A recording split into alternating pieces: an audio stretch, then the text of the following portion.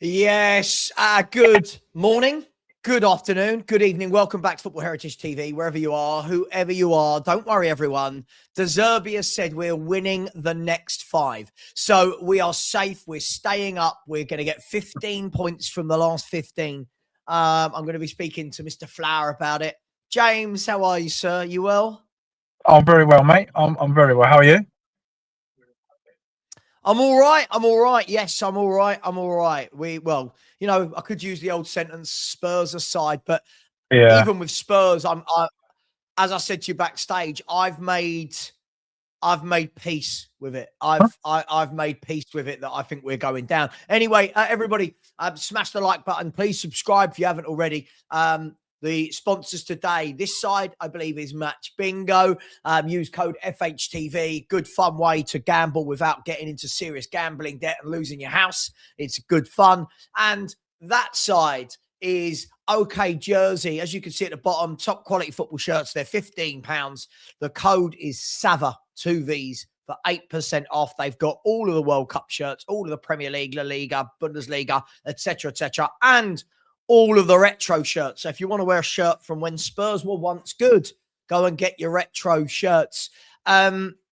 James, last minute equalisers, meaning we're not winning. Nottingham Forest, everyone was getting too excited again at half-time. Burnley winning 1-0. And then Nottingham Forest came out and showed what you actually do in a relegation battle and smacked 4 past them. Gibbs-White with the hat-trick. It had to be Morgan Gibbs-White, didn't it? Had to be, yeah. And then we move on to arguably the bigger game than both of those, which is tonight, Crystal Palace versus West Ham. And if West Ham win, James, Spurs are 4 points from safety with 5 games to go. Talk to me about it, James. Talk to me about it. Give me some positivity. Yeah. So look, the thing that's such a shame is I actually thought we played really well yesterday. I think when you look at the bigger picture, Brighton have got their set way of playing, and they've played that way for years and years and years.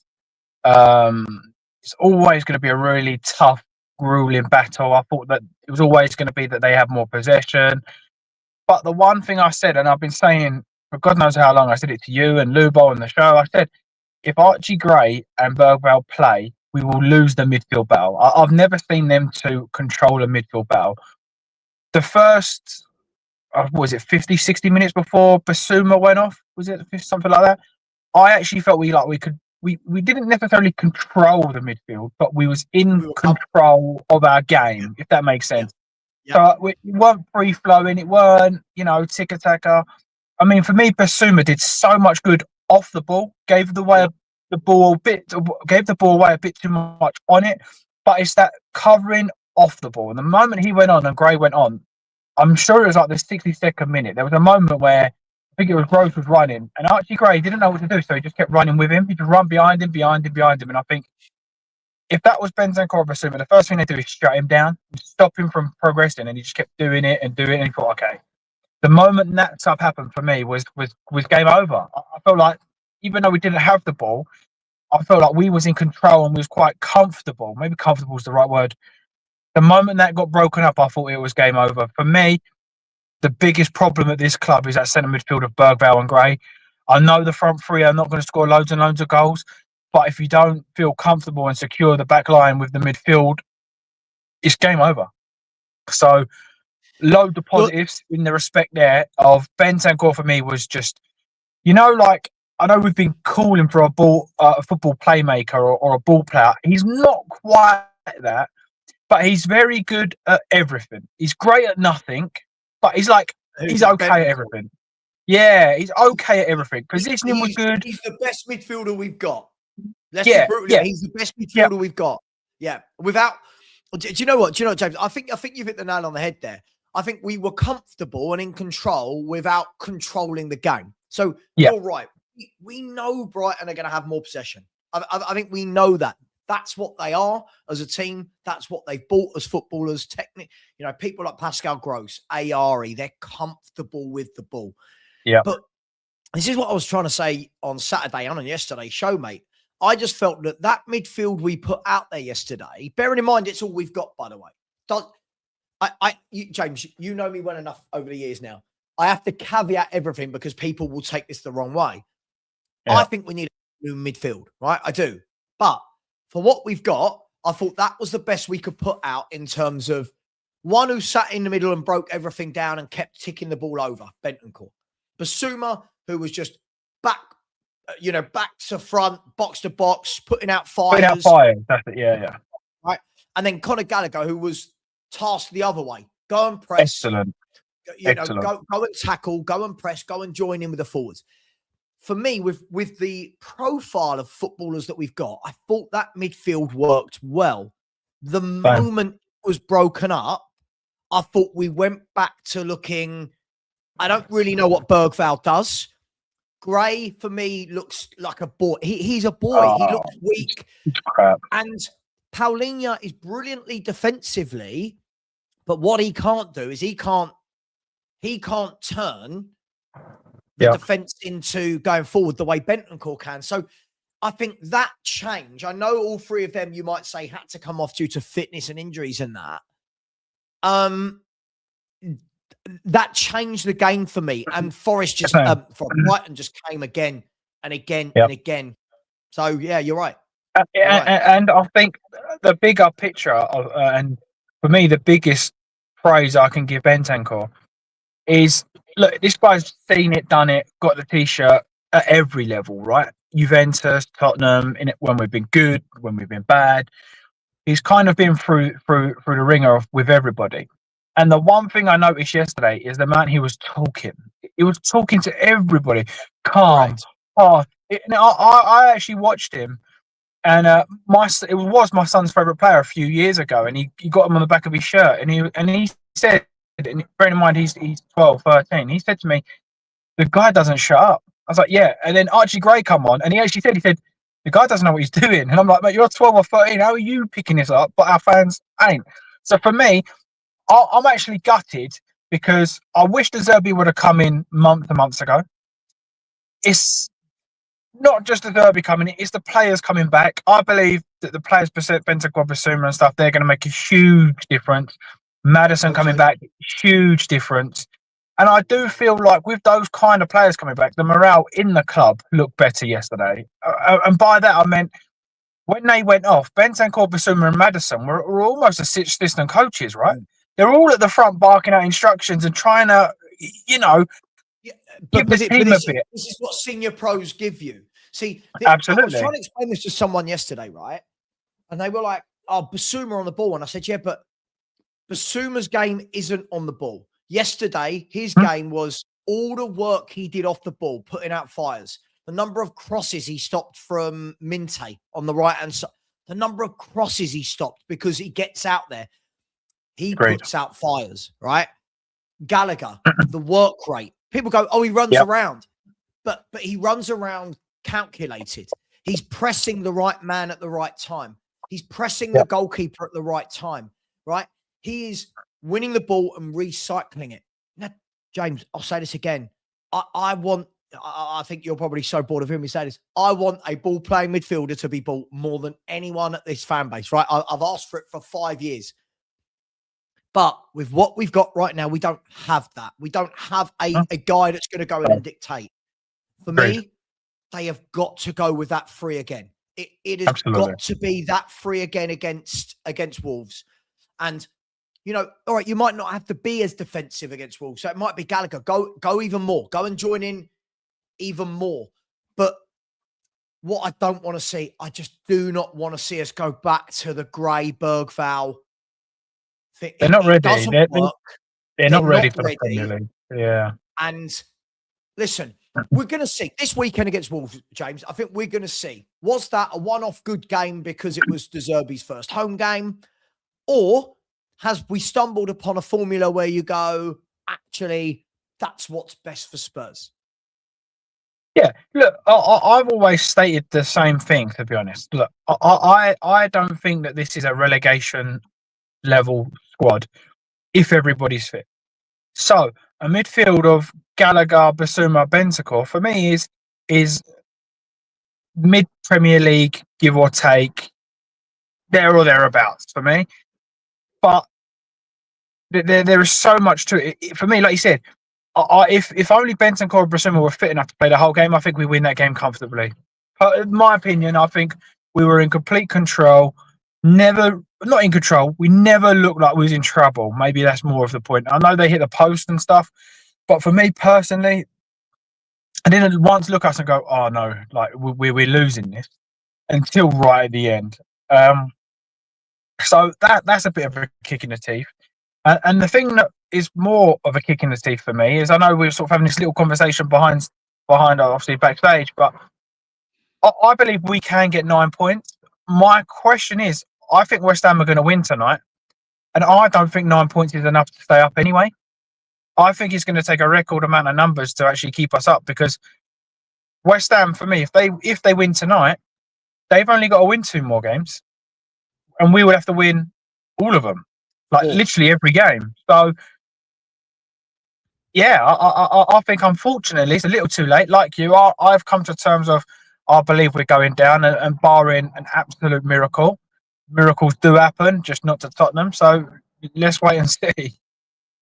Yeah, I think this is the key thing for me. It's, first of all, when we say is it all a little too late, we still haven't won a game, right? We're still 15. We're still 15 games. We're 7 Premier League games since we sacked Frank, and we still haven't won a game, which kind of makes me feel a little bit vindicated in a way that just maybe that, you know, the players aren't good enough. But the worrying thing now is, other than Maddison, there isn't really anyone now to come back that's going to affect this. If you think about it, we know Romero's out. Is Kudos done for the season? Apparently he might make like the last game. I don't know. But in general, James, other than Maddison, who, by the way, I think Maddison on the bench was a bit more for show than actually being ready. But vibe, right? Getting a good vibe. There isn't anybody coming back where we can go, well, don't worry, they'll drop into the 11 in the last 4 games. So this is what we've got. And what De Zerbi has got, I said yesterday, what De Zerbi has got is that Frank didn't have for months, that Tudor didn't have. He's got a lot of players to pick from. So he has got more bodies to pick from. He's got more of senior pros to put out there. Let's call it for what it is, right? If West Ham win tonight, we're going to go through all the scenarios, and I've got all the data, and I'll show the screen. If West Ham win tonight, we're in great escape territory, aren't we? We're in snookers territory. If West Ham win tonight, they go 4 points clear of Spurs. So whatever happens, if West Ham win tonight, it's a 2-win swing to West Ham and Forest, and it's a 3-win swing to Leeds. So Leeds have got Burnley at home to play, by the way, as well. So I'm going to take Leeds out of this. So if West Ham win tonight, we are a 2-win swing. So with 5 games to go, if Forest and West Ham can win one of their last 5, Tottenham have to win 3 as a minimum. This is not a good position to be in, James, is it? No, absolutely. And that was my problem. I believe Tottenham can get 9 points, but I still don't believe it's enough. I actually still don't believe it's enough, because I think I looked at West Ham fixtures yesterday, and barring Arsenal, Newcastle are so 50. I think they play Arsenal and Newcastle back to back. Newcastle are 50-50 at the moment. It wouldn't surprise me if they got a draw. Arsenal, you'd expect them to lose that because they should be going for the league, unless Arsenal have dropped out of that league race and they're done. That's my point. I don't see West Ham losing 3 of the last 5. They're going to have to lose 3 of the last 5 for us to win them, to be honest, to actually get back into it. So for me, I think we can win 3. I just don't know if 3 is going to be enough. See, where I'm slightly different to you is I can't see 3 wins. Sorry for being negative. Listen, remember when everyone was predicting how many points we would get when Frank was sacked, and there were and there were, oh my God, there's a bumblebee in my room. And there were, I'm not particularly scared of them, but I don't really want it flying at me from the side. When Frank was sacked, a lot of people talked about how many points will we get. There were 36 available, James. Obviously the likes of Lubo went for like 18, you know. I said we'd get 7. I said 13. Yeah, I think I said 13. I went for that many. So far, we've ticked off 1. Sorry, no, let me go. I can always, it's always really difficult to get your hands right when you're that way. There you go. Because I'm looking, anyway, we've ticked off those. I still think we get those. I think we win 1 and draw 2. Possibly win 2 and draw 1, right?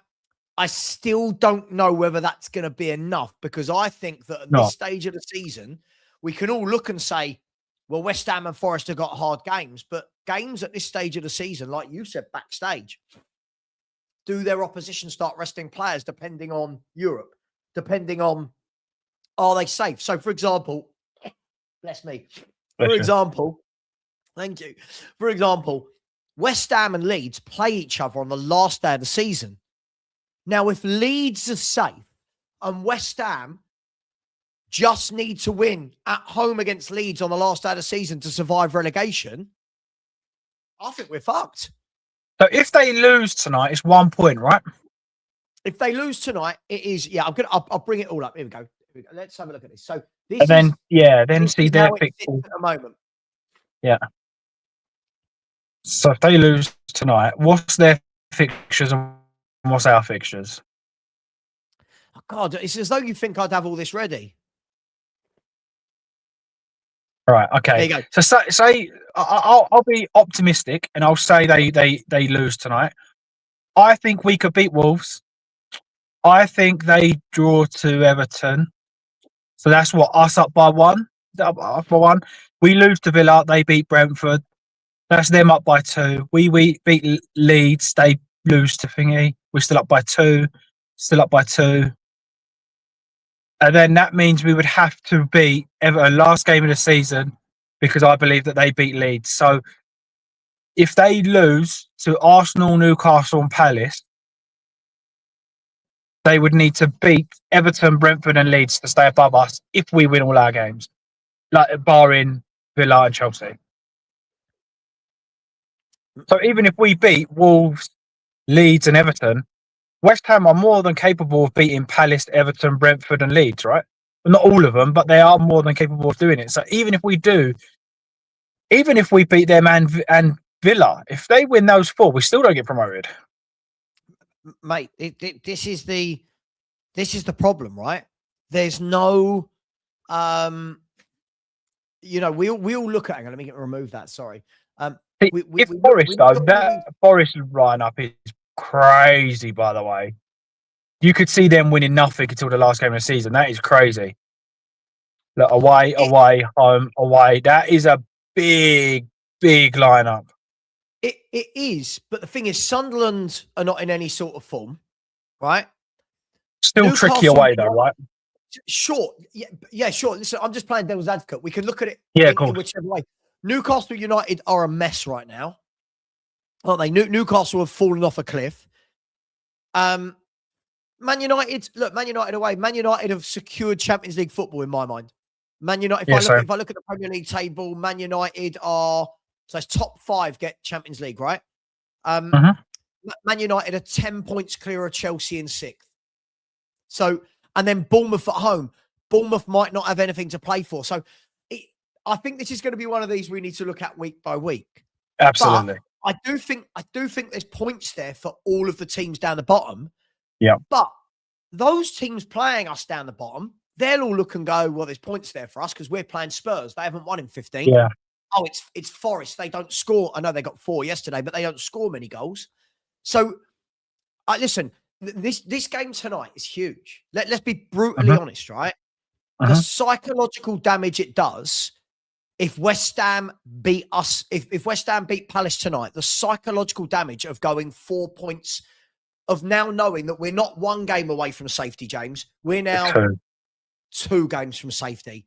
So you go into Wolves and all of a sudden it should be It should be a straightforward. We turn up, everyone's beaten, and we win. And, But all and of a it can sudden, it can flip instantly as well, right? We beat course, Wolves and Forest lose to Sunderland. I then look at Forest and go, wow, like, are you winning any of those next three? We beat Leeds, you're back level. So look, I mean, there's so many ways to look at it. I agree with you, and that's the annoying thing is I kind of agree with.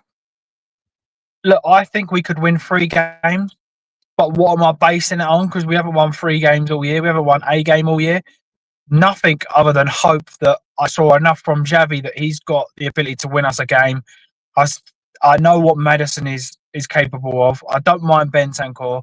So I've seen some stuff to say, right, okay, you can win games. My concern is unless Richarlison, Solanke or Kolo Muani hit any kind of form, we are going to be relying on a Van der Ven goal, a Porro goal, a Polinia, Bentancur goal, which then takes everything away from the ability to beat games to we're relying on not goal scorers, defenders and stuff to score goals. And that's my concern.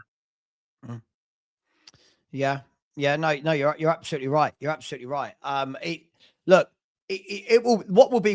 But as I said, I was really angry about this a while back, like especially after the transfer window more than anything, right? Because you thought, okay, we can see that the squad needs help. And as I keep saying, forget what you think of Frank. It wasn't about Frank. It was about the squad needed support. The squad needed players. We needed bodies. Great. We didn't do it, James. And we're now sitting here all these months later going, we're still struggling to score goals. We're still struggling to, if you actually look at it from open play, we scored a worldie and a cross. We're struggling to actually create an open play and finish our dinner. So I think, sorry, I know people are going to call me negative. I think that we're going to be gone before the last day of the season. I do, as it stands. However, you are right. Football can change in a day. Football can in one weekend, and it's different. Because like you said there, I mean, trying to play devil's advocate. Like you said there about Bournemouth. Bournemouth might have nothing to play for. It's their manager's last game with them, isn't it? Yeah, I mean, sure, devil's advocate. Sure. It's so much you could kind of go, oh well, they will lose that. They'd have nothing. Well, it's a farewell, and he's done unbelievable there. Is it going to be a farewell? Everyone raises their level. Like wishful thinking, I know. And it's the Spurs supporter in me that's wishful thinking. If I'm using my head and and what I've actually seen, unless Maddison can get in that team fully fit with the likes of Xavi's, doesn't matter who else goes up front, Bentancur, Basumas, I don't see how we win a game. So it's about getting all our better players on the pitch at the same time to win anything, let alone 3 or 4 games. And we need to hope that Forest lose 4 of their last 5, which is, mate, it's more than possible that they could lose 5 of their last 5. Sunderland at home, away, and Bournemouth as the last game. They ain't easy. So wishful thinking again.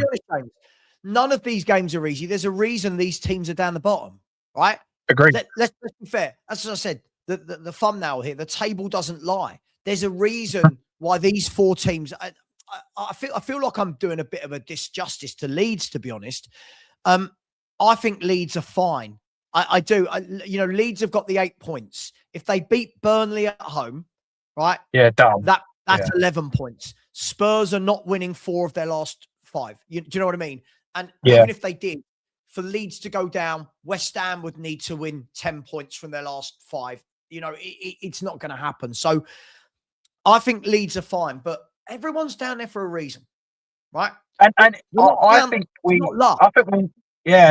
think we need Leeds to win their next 2 games, to be honest, so they have a massive party and come to us knowing they're safe. I know that's obviously a catch-22 because you don't want your relegation rivals to be clear, but if they're clear after winning their next 2 games, we can then go, right, okay, I would expect us to want it a lot more than them. They should be partying and enjoying themselves and going through there. But the difficulty with this is, as we've just gone through there, all the different permutations. Are so-and-so going to be safe by then? Are so-and-so going to be concentrating on Europe? Are they going to be partying? Are they going? None of us know. All we know is that it's out of our hands, right? Yep. You know, it's out of our hands. When you're saying disagree, it was about Frank, but Rudolph, again, use your brain. Whether Frank was the manager or not, Spurs had a crippling injury crisis, right? Spurs had no wingers and no goal scorers, right? So it doesn't matter whether Frank was the manager or Martin Yole or Red. You've got to back the squad. And this is where fans like Rudolph are too emotional, right? I hate Frank. We should not have backed him. James, I'm a Spurs fan. Back Spurs, right?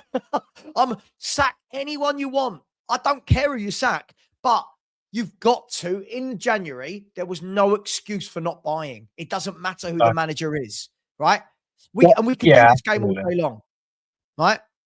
We can do this game all day long. He chose to do this. He chose to do that. Okay, well, we could say Zerbi last week chose to play. He chose to play Gray and Bergvall in midfield together. He chose to play a front three of Richie, Mawani, and Solanke. So we can do this game all day long. But as I said, we'll say to people like Rudolph, for anyone who says this was all Thomas Frank, why haven't we won a single game since the man's left? If it was as simple as that, why is no manager winning games of football at Tottenham since Frank's left? Yeah. And if it is all, or if it is, and if it is all of that, what is everyone getting up with Lange for saying that we don't need anyone better? We couldn't buy anyone better. Well, exactly. Why are you getting the up? If we've got a squad to get out of it, why do we need to buy anyone better? Why not? Look, again, trying to play devil's advocate. Why not buy no one, stay up because our squad's good enough, and then go again next season? Doesn't work in my opinion, but that's what everyone's bashing Lange with. So you can't cherry pick all of it, right? And that for me is how I try to sort of look at everything: the Bergvalls, the Greys, the Tells. Well, yeah, but look at that one good cross. Yeah, but you're forgetting the 10 that didn't make target. Or look at that one good ball from Archie Gray. Yeah, but what about the 15 that didn't go on target? You have to be honest with everything rather than just picking and choosing. Yeah, but, because you could say the same thing for Lange. There's Madison come in, Van der Ven's come in. People that you can say are good signings. But, like, what are we doing? For me, it's I just think that there needs to be a huge turnaround of everything if we actually... Well, no, even if we don't stay up, there needs to be a massive shift. I'd like to ask then. So, Rudolph, okay. But again, so you're saying, but Frank was useless. Fine. Okay, so why have we not won any of the 7 games since he left? I'm not saying he was great. But if please just answer the question. I don't give a shit about PhDs or Spock or any of that bollocks. I don't give a shit about that, right? If it was all Frank and he was useless, please tell me why since he's gone, we've not won a game. Now, this is where people like you don't do your homework. Someone with a PhD, I would think, would have a little bit more capacity for context. When Thomas Frank was here, we had 29 points from 26 games, which, if I'm not wrong, is something like 1.12 points per game, right? What's the points per game since he's gone? We've got 2 points out of a possible 21 since he's gone. So please tell me, if it was just that Frank was useless, is Tudor equally as useless? Is De Zerbi equally as useless? Like what are we doing? And this is all I'm asking. This isn't about sticking up for Frank. I'm just asking the question because I get asked every day, James, do you think we would have been in a better position now if Frank had stayed? And I'm like, I don't know. I don't know. None of us know the answer to that. Yes, we would. Whether it's good enough to stay up is different. In my opinion, we would. I wanted him gone because I don't think he was getting enough. But since him going, we've been getting even less. So... Right. Okay. And that was my point, right? My point was I don't know what would have happened if Frank had stayed. What I do know is that it's got worse since he's gone. Right. So whatever people want to say, the win rate, the points rate, the number of goals scored, the number of goals conceded, all of that has got worse since Frank has gone. So here we go. I'll tell you why, because Fran, you've got a PhD and you can't spell Frank. I'll tell you why. Because Fran in right. Okay, so Rudolph, I've noticed here that you've not blamed the players in any way, shape, or form.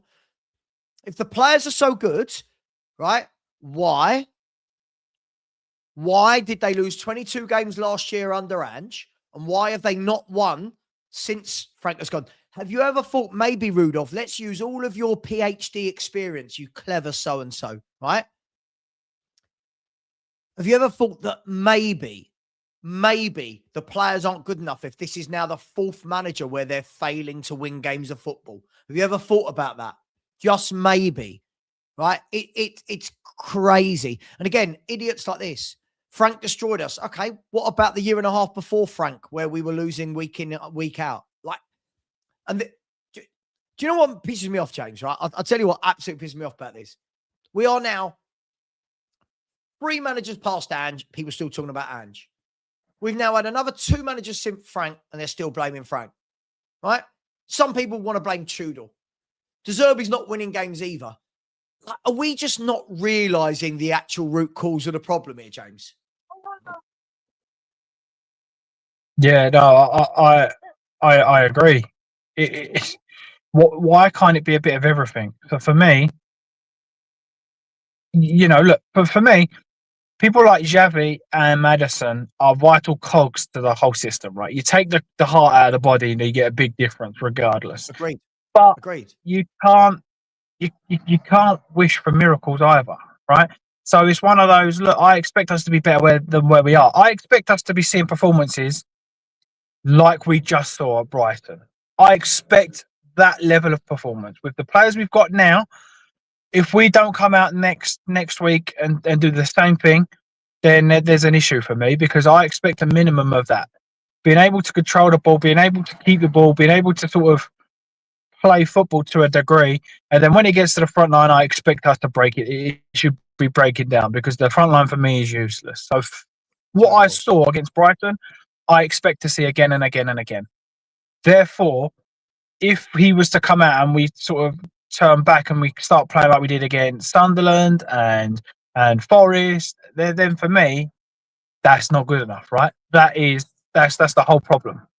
A manager can make a big difference, agreed, but he can only do so much. The rest is down to the players on the pitch, and the squad we've got available now to Frank's last game that he was in charge of is a big difference. But I also think Frank wasn't getting enough out of what he had either.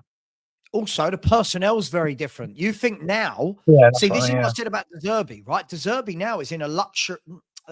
Luxury is not the right word, but he's in a more luxurious position where he's got every striker fit. He's got every central midfielder fit. Realistically, we went through this yesterday. Realistically, I mean, depending on what people think of Romero, but Romero, Kudus, and Maddison are the only first team players missing, right? Yeah.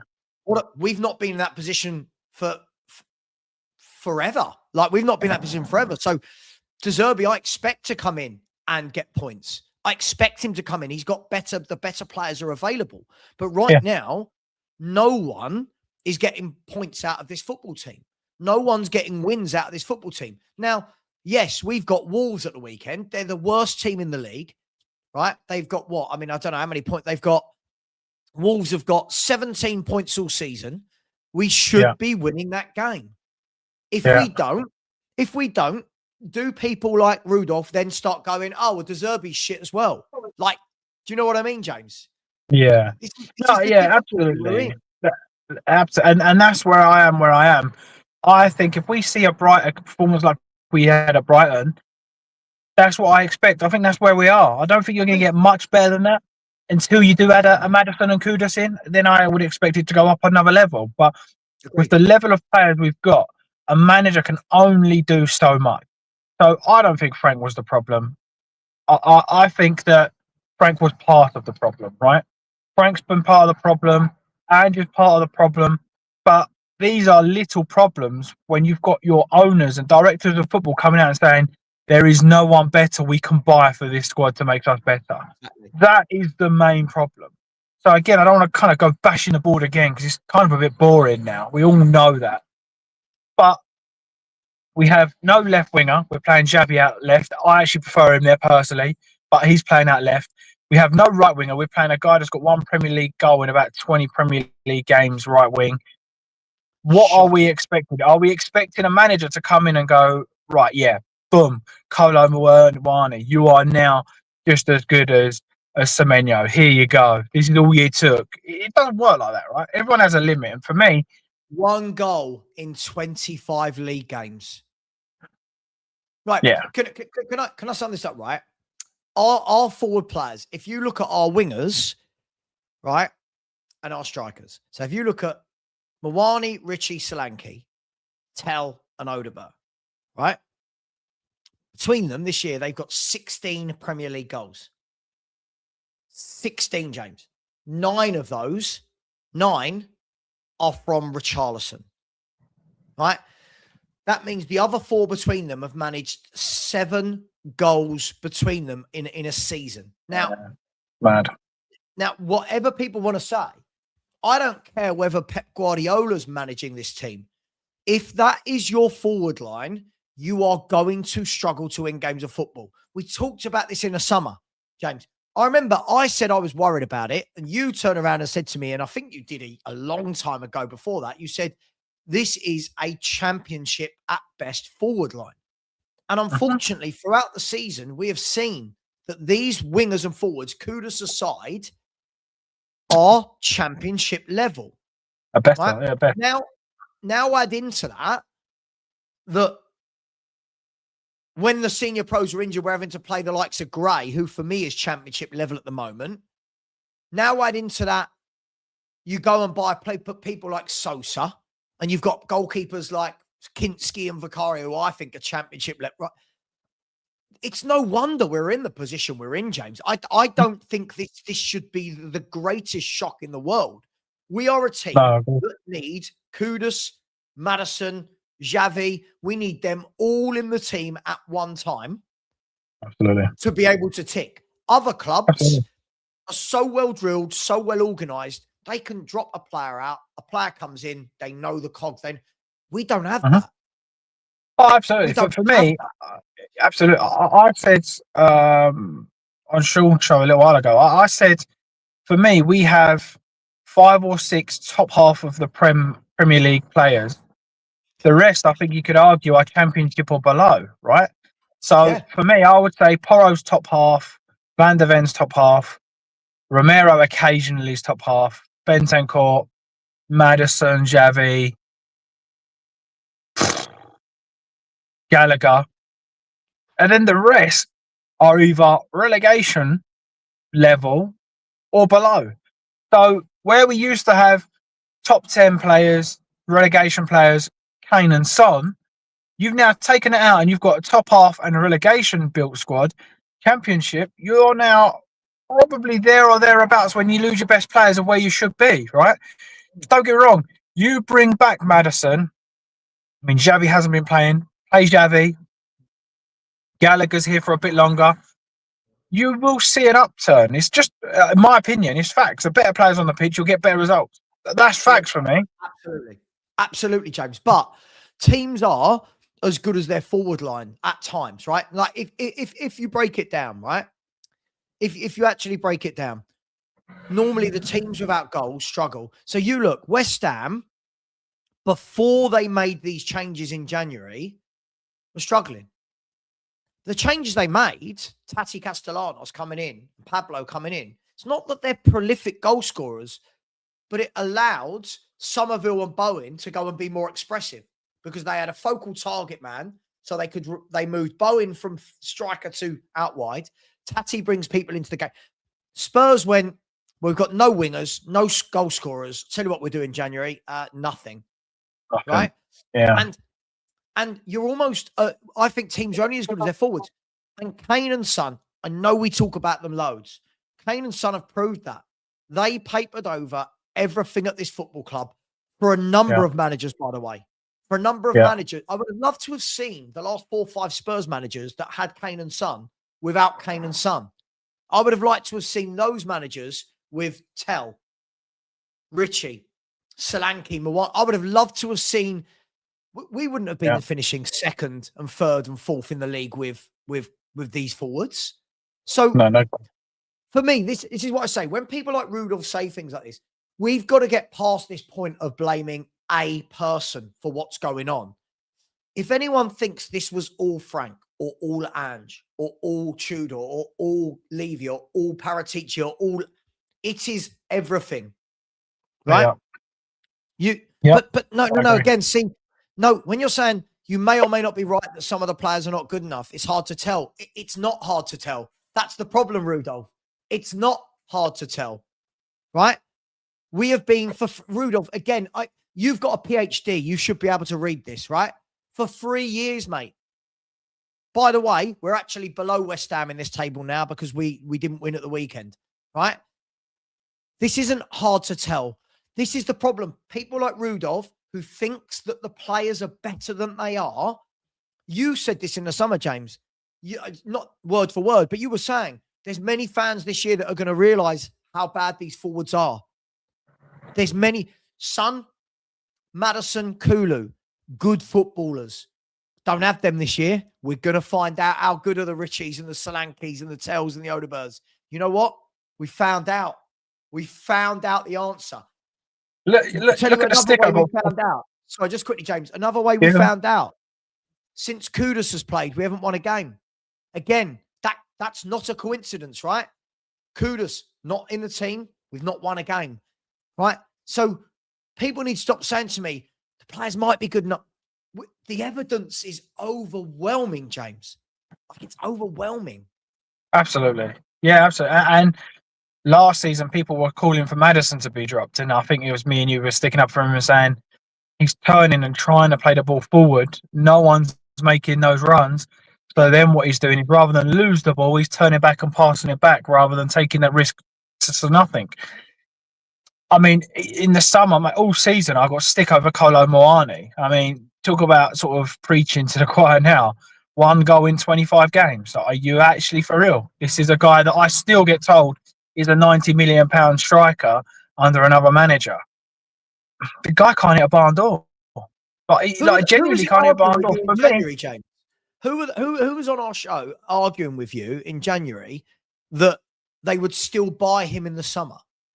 Sean. 45 million. I think there was a panel of people, and it was like, I just couldn't believe what I was hearing. Yeah, like, crap. He is awful. But we keep wanting to buy these players. But for me, look, the difference is, I know we're kind of preparing one end of the spectrum to the other, but I mean, there was a couple of moments yesterday that really fucked me off with Tell really badly, and one of them was near the end.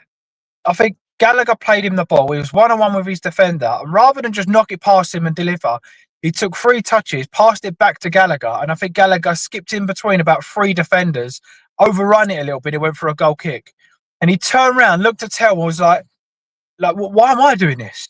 You do something. Why? And I felt for him. And that was just before he went off, and I thought, right, so you've passed to your winger that so-called beats his man and delivers in good balls. He's cacked it, gave it back to a midfielder, and the midfielder's trying to take on 3 or 4 players to deliver the ball. Look, when you've got players like that and you're comparing him to Matoma, I would say, if you go XG, the chances of him scoring that goal is 10% that he scored Matoma. Little sniff, buries it into the top corner, no problems asked.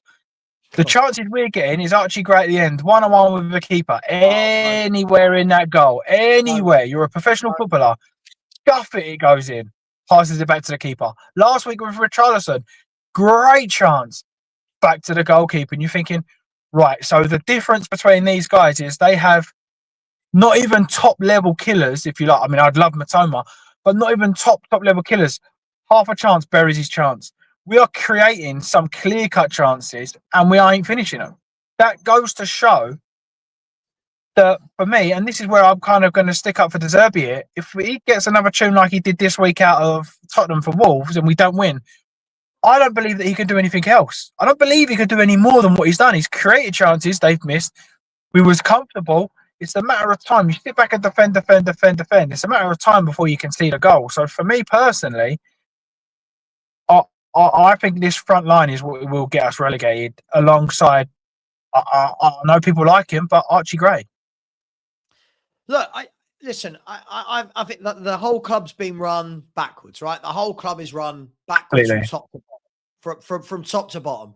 You know, when people argue with me and they say, yeah, but these players are young, well, stop buying them. If they're young and not good enough, stop buying them, right? We can't have it both ways. People want to rave about these signings when they happen. Then when they're in the first team, people then go, oh, but they're young, it's not their fault. All right, if it's young, we're Tottenham Hotspur. We're not a youth team. This isn't a, you know, like there's some clubs out there that are like feeder clubs. You know, like some of the big, like you think Chelsea and Strasbourg, for example, right? We're not that. We're a Premier League football team that was playing Champions League football this year. Stop buying kids for the first team if they're not ready. Yeah, I am agreed. so fucking bored of hearing the age excuse. I am so bored of it, right? I was just watching big up to the two Mark show. I was just watching the two Mark show. And I'm so bored of everyone going, oh, but you can clearly see there's a player in Berg. This guy's been part of our first team for 2 years. When you say you can clearly see there's a player, I'll tell you what that should be about, James. That should be about a Callum Mulusesi coming on from the academy for 10 minutes. You go, you can clearly see there's a player there, right? Not people you're spending money on and putting straight in the first team. That is what is wrong with us as a club. We're so backwards at everything. It's infuriating. Yeah, I agree. And the shameful thing is that the club have been getting away with it for so long that the fans literally, and I don't blame the fans to some degree, because the fans literally have zero to celebrate or zero to get behind. They are clutching at straws on every little thing and trying to point the finger everywhere else. And for me,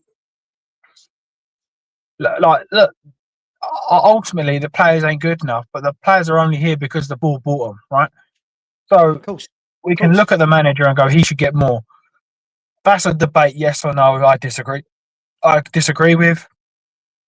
For me, unless everything you can only get changes, so much though, James. When people are saying certainly, the manager's got to deal with what he's got, yes, but by that metric, are we saying then that Scott Parker's a terrible manager because Burnley are going down? Well, no, Burnley should be going down with the squad of footballers they've got.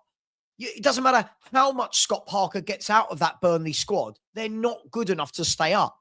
And unfortunately, what we're seeing now over 2-3 years, James, is that these players aren't good enough, right? So when, like, people in the chat going, yeah, but we make basic errors, that's down to the manager. If you're making the same basic errors under 4 or 5 different managers, at what point does the penny drop and you go, maybe, just maybe, it's the players that aren't good enough, they're not the managers? You know, I was harsh on Ange.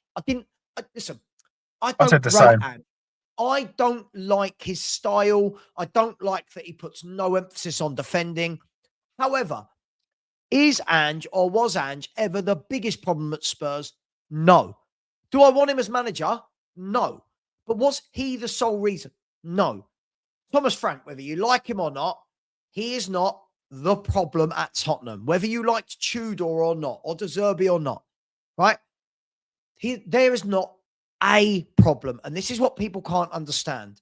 Agreed. When players do the same thing under 4 or 5 different managers, right? At some point, the penny's got to drop. The grown-ups in us need to go, hang on. This isn't a coaching issue. This isn't a manager issue. This is the players that we've bought. We've not bought very well, Agreed. right? And this notion, this is what makes me laugh, this notion that everyone will be coached better is crazy. That's not how it works, right? It's just not. It's just not how it works. Hang on, what's Bill? Well, this guy, he's funny, this guy. The same forward line and Archie Gray you think will get us relegated are the same players you predicted to see us beat Brighton. Wolves and draw at Villa Park on Ben's show, James. Make your mind up. I mean, What's that, sorry? What is that one? What did I say? I don't know.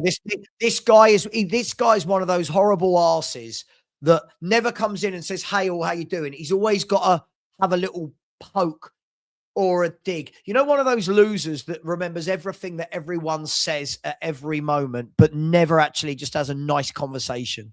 Yeah. Ultimately, I did predict us to beat those. To be honest, I thought that we was going to hopefully turn the tide this weekend. I thought, right, okay. And to be fair, we weren't far off of it.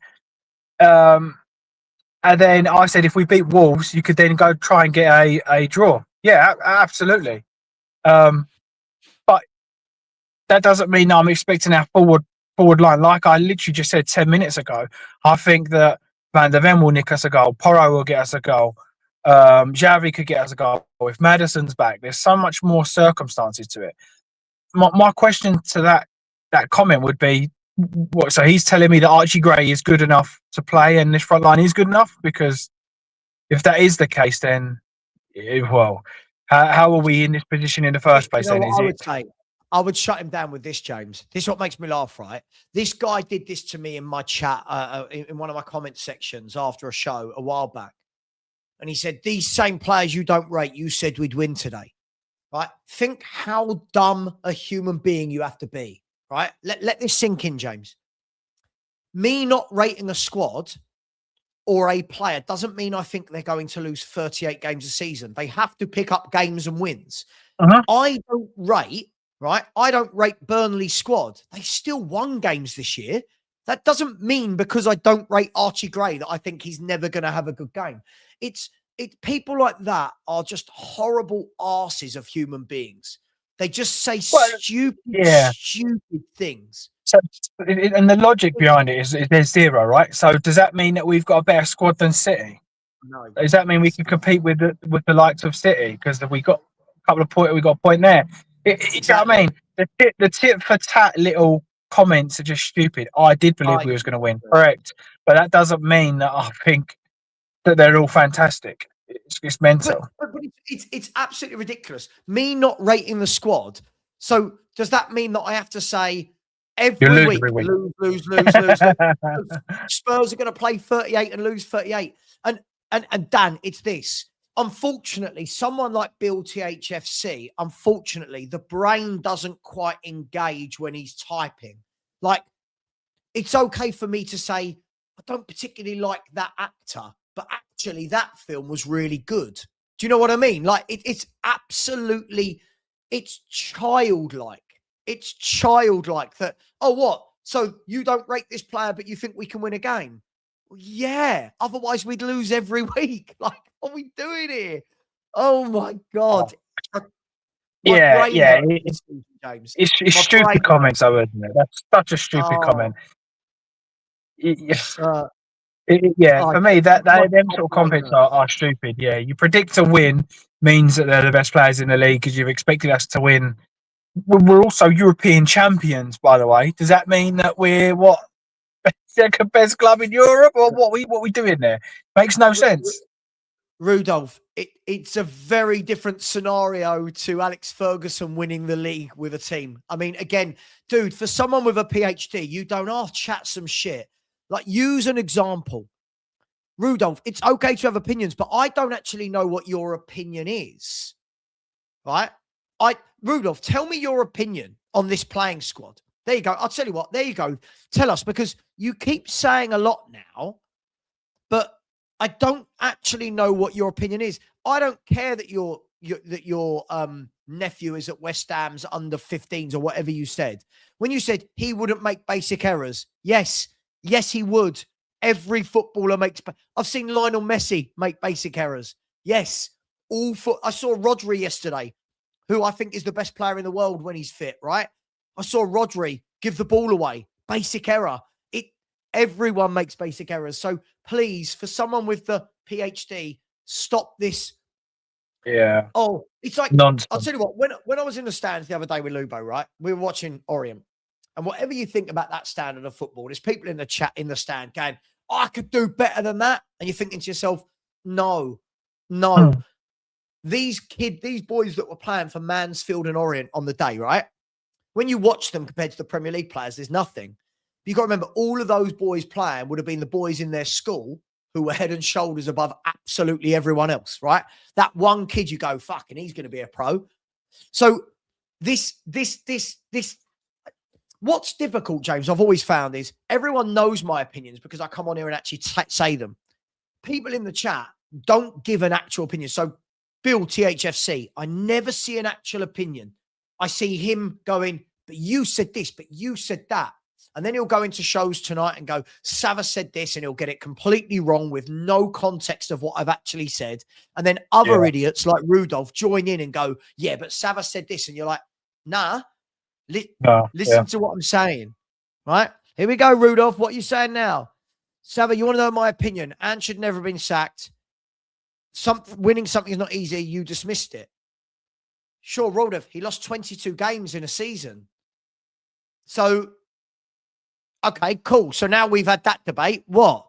You're saying Anne should never have been sacked, but you're saying Frank, who was doing the exact same thing as Ange, should have been sacked. So which one is it? Like, sorry, James, I get so frustrated with these people. I'm so bored of hearing about Ange, by the way. I'm so fucking bored of this. Yeah. Ange had us 17th last year and people going, he shouldn't have been sacked. All right, cool. And you're right, Mark. We can't match last season's defeats. We can't match it. Yeah, right, it's crazy. Sorry. I know. It's I don't even know what to say to them, to be honest, because I think you just need to sort of leave them and let them get on with it, because it's always someone else's problem. It's always, like it's Ange is the problem, or Archie Gray's the saviour. I actually went and watched England under 21s. It was in Norwich's ground a couple of weeks ago, and to be honest, I think that's Archie Gray's level. I know that sounds bad. He wasn't the best player on the pitch. He got man of the match. He did okay. But when I actually went back, players that were playing for England were from Norwich, from the Championship, barring Bellingham and Skelly for Arsenal, who don't play for him, by the way, not good enough for the Prem yet. There was no Prem players. Josh King come on at the end, looked a proper player. But again, that is probably their level. And under 21's level isn't Premier League level. There's another step. So when you have players playing at that level, you're only going to get at best under 21's level, or the odd game here or there where they'll play Prem level. And then after that, they'll drop back to their natural level. So for me, it's impossible to say that we shouldn't be where we are or blame a manager when the level of players we've got are nowhere near where they need to be. Yes, I do believe we should be higher than we are now with the players we've got now, but we're still going to have to do it with a front three that are useless. You're going to have to play Xavi up left and try and get a tune out of Richarlison or Solanke or whoever. That's the only solution. The thing that makes me laugh is, as I said to you, at the beginning of the season, you're thinking, yeah, we are better than this. But things change. The evidence shows you over a number of games, these forwards aren't good enough to win you games. These midfielders aren't good enough to win you games, right? And at the end of the day, what makes me laugh is, James, I'm used to having these conversations when Spurs are 7th in the league or 8th in the league and having these debates. We're sitting here in 18th, losing nearly every week, and people want to row with me about how good these footballers are. And I'm like, 17th last year, 18th this year. Do you know the answer to these questions? It shouldn't be Ange. It shouldn't be Frank. It shouldn't be any of them. None of these are good enough. It shouldn't be any of them. What it should be is Spurs fans concentrating on the players we buy. But instead, it's easier that we all want to pick a manager and blame, right? So that Rudolph said to me, oh, I didn't say it was just Frank, but he is part of the problem. Sure, as was Ange, right? As was Conte, as was Jose, as was Nuno, as was Hitchin, Paratici, Lang, Vinay, Levy. They're all part of the problem. The whole thing's a mess. But when people come in and go, it's this one person, you go, well, it's not, is it? Because the data shows you it. Listen, if Thomas Frank, let's use him for example, right? If Thomas Frank had turned up and Spurs had just finished 5th in the table, right? And he had Son and Kulu and Maddison all fit, and then Spurs were 14th, 15th in the league, you'd go, fuck me, that's a terrible job you've done. He's picked up a team that finished 17th under Ange, who is these people, he's their cult figure. He's picked up a team that's lost 22 games, finished 17th, lost Maddison, lost Kulu, and lost Son, which is something like 65 goal contributions between them. And then they're going, oh, Frank's the problem. And you're like, well, no.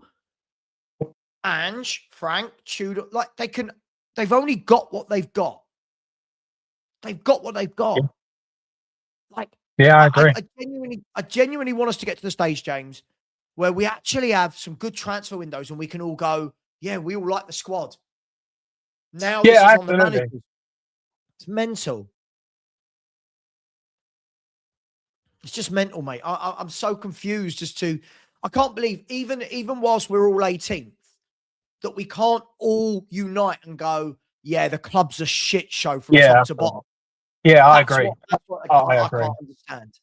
I also think as well, the only way that these players actually make it into the squad and become a success is if they're surrounded by better players. So for me, could an Archie Gray play centre midfield if you had Matoma one wing, Kudos the other wing, Adeyemi up front? Yeah, I think he could do. But you're then asking for a whole new front three for someone to fit inside it, right? Does Gray work with Bergvall in midfield, Pape Sarr in midfield, Richarlison up front, Moani right mid? No, he doesn't. So it's not saying, right, Archie Gray's the be-all and end-all and everything is on Archie Gray. It's the whole squad. Would Kolo Moani be better if we had the main striker that was scoring 30 goals a season and he got 10 minutes at the end of a game? Absolutely, because there's no pressure, right? He'll come on knowing that like the job's probably done. I've got 10 minutes to prove a point. On he comes and does what he's got to do. The same thing for Gray. But these guys are not good enough to start a Premier League game, run a Premier League game, and win Premier League games. Hence why we are where we are. Listen, 15 in a row doesn't lie. 15 games without a win doesn't lie. We can talk about injuries, but you know what? Everyone gets injuries. It's the club's job to build a squad that can cope with that. Now, don't get me wrong. You know, it's a lot of injuries. But if you are saying, right, we've got a squad where the moment Kudus and Maddison are out, Spurs have got nothing. Like, let's be brutally honest. The moment Kudus and Maddison are out, we've got nothing going forward. Then all the managers made the decision that Xavi Simons shouldn't start. And you're like, hang on, that's your one shining light. I'm not saying Xavi Simons has had a great season, but you saw he can change a game like he did at the weekend. Yeah. No one else and I think is picking that ball up and putting it top bins from 20 yards. No, I agree. And I also agree with, I think a lot of people now need to start looking at the media and that they're all nonsense. Because, I mean, we got told that Xavi was turning up late. He doesn't care. Well, it looked like he pretty much cared when they scored that equaliser, right? Mickey van der Ven wants to leave, or he's saying it looked like he gave a shit at the end of the game, right? So there's a lot to look into certain things, in my opinion, and a lot to ignore. These stupid fans that are saying, right, it's all Frank, it's all Ange. I believe I was harsh on Ange now. Looking back at things, hindsight is a wonderful thing. I think I was probably too harsh on Ange.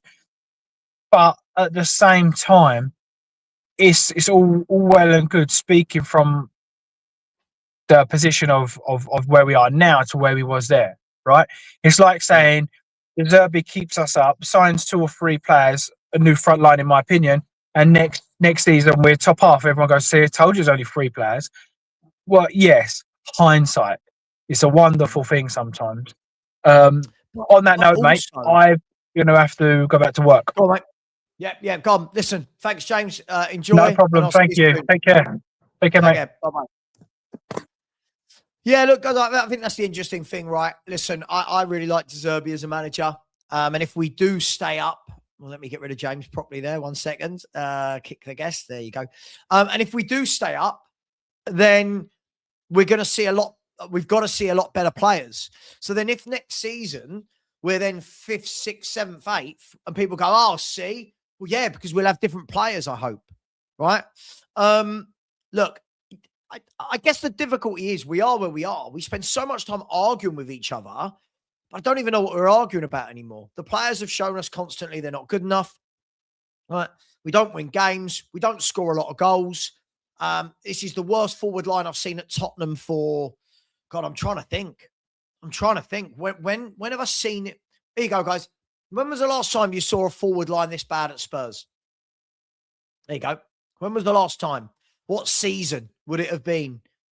I'm just trying to think. So before Kane broke through, even then, I'd had Adebayor. I would have taken all day, every day over Richie and Solanke with Aaron Lennon. Was Aaron Lennon in the team then? Yeah, it would have been. Would he have been just gone at that stage? Can't even remember. But yeah, look, I think the one thing that we've got to do here is, the hindsight is wonderful. By the way, also, I'm going to say, someone messaged me last night and went, Savva, this is your fault. You wanted Frank. Even Brentford are better this year without him. Well, are they? Here's the question I'm asking. Are Brentford better without Frank? Because, by the way, for Brentford to beat Thomas Frank's points overhaul, right? His best ever for Brentford was 59 points. They're currently on 48. So Brentford need to get 3 wins and a draw from their last 5 to equal, right?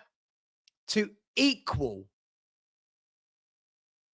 Frank's best ever season at Brentford. Right?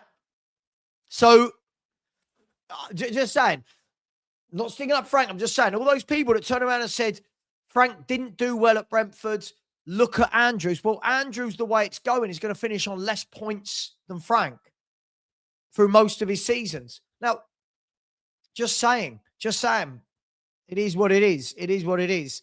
By the way, guys, I think you've all misconstrued what I said. I'm talking about as a collective forwards, not one striker, not one player. Am I Frank's boyfriend?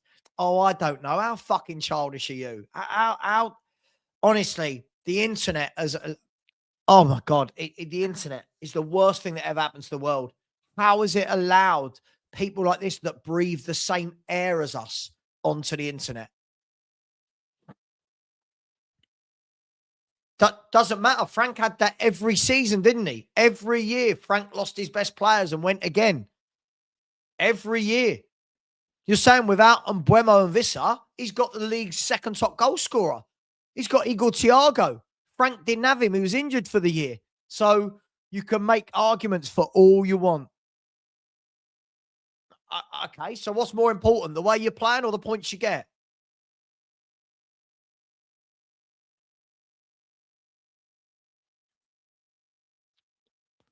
Well, sorry. Yeah. Sorry, I think you made it right. Yeah. Sorry, you're right. Yeah. So Brentford's best total under Frank was 59 points. And at the moment, they're on 48. So they need 11 points. They need 3 wins and 2 draws. So basically, they can't lose any of their last 5 if they're going to equal what Frank did. This is what I'm saying. The amount of disrespect we show to people that have done good things in their career. Savva, why don't you ever give players a chance to prove themselves? I've been watching these players for fucking years, mate. I don't know what you're talking about. I mean, which player are you talking about? Yeah. God, this guy's. I regret letting you back in the show now. Don't get wooed up, mate. Listen, Rudolph. I see you cussing me in every other show you go in, mate. So just relax, right? Yeah. Yeah, absolutely disgusting. But unfortunately, when I see the behavior of certain individuals in YouTube chats, it doesn't surprise me at all. It doesn't surprise me at all, unfortunately, mate. Listen, should anyone be racist, homophobic? Should anyone talk about religion? No, but look at some of the comments you see in YouTube chats. Does it surprise you that people are? No, it doesn't. It really, really doesn't. I mean, first of all, I never understand what has anybody's race got to do with football. I don't get it. Like, who was the idiots yesterday going, oh, you know, you prefer this player because he's English. Oh, I don't give a shit. What, you think I care what language someone speaks or what country they were born in? I don't give it. My dad was born in Cyprus. Like, I don't give a shit. What are we doing? Get Lubo in to talk some sense into you. What sense is Lubo? What Lubo, who predicted 18 points from the last 36? I don't know. Sorry, mate. I'm not quite having it. Lubo, who wanted Gray instead of Bentancur. Sorry, mate. I'm not hearing it. And that's the point, right? As I said to people, listen, Andrews has done a good job this year, but Andrews hasn't had to do anything really. He hasn't had to build a squad. The squad was built for him by Frank and his staff, right? And he's come in, picked up what was a really well-organized team. And this is what I'm saying. Sometimes people need to understand. Some managers go in and pick up Slot, went in and picked up Klopp's team, right? Now he's building his own team. Not as good, is it? Right? That's the true mark of a manager. Unfortunately, the managers for Spurs, they're coming in, right? And they're picking up crap. They're not coming in from anything that's been built. No, you're missing a. Oh my God. Honestly, when did context go out the window? Oh my God. Right, dude. Right, Rudolph, I'm going to get rid of you if you just keep going on. I saw you yesterday in the chat bitching about me. I saw it, mate. Don't worry. Absolutely, it was. It was absolutely disgraceful. Absolutely disgraceful. It shouldn't matter the color of someone's skin. It shouldn't matter if they like men, women. It shouldn't matter what God they believe in or don't, or if, like, their religion. I don't get it. I've never got it. I've never understood it. I grew up in a very multicultural. I grew up in Lewisham in South London, right? You got everybody from everywhere, right? I was one of the only white kids in my class. I don't care. That's what I grew up in. It's what I know. I don't give a shit. You know, oh, he's white and Greek. Oh, who gives a shit? I don't give a shit about that. I've never given a shit about that. I think it's absolutely ridiculous. And I'm embarrassed. I'm embarrassed that we've got fans that couldn't turn around and separate the ugly side of their personality from their football emotion. Oh, defender made a mistake. Oh no, it's because he's black. Like, what are we doing? What the fuck? What do you mean? What are we doing here? What are we doing here? It's absolutely ridiculous. We've got to be better than that as a society. We've got to be better than that as human beings. We've got to be better than that. We can fight and row against each other all day long. But when we start talking about the color of skin and religion, race, sexuality, it is just ridiculous, right? Let people be who they want to be. Let people be who they want to be. It doesn't matter for me if I speak to someone who is from another country or fancies people from the same sex, or it doesn't affect my life at all. It's up to them. It's ridiculous. And for what it's worth, I thought Danso had a great game up until that moment. I thought he was brilliant up until that moment.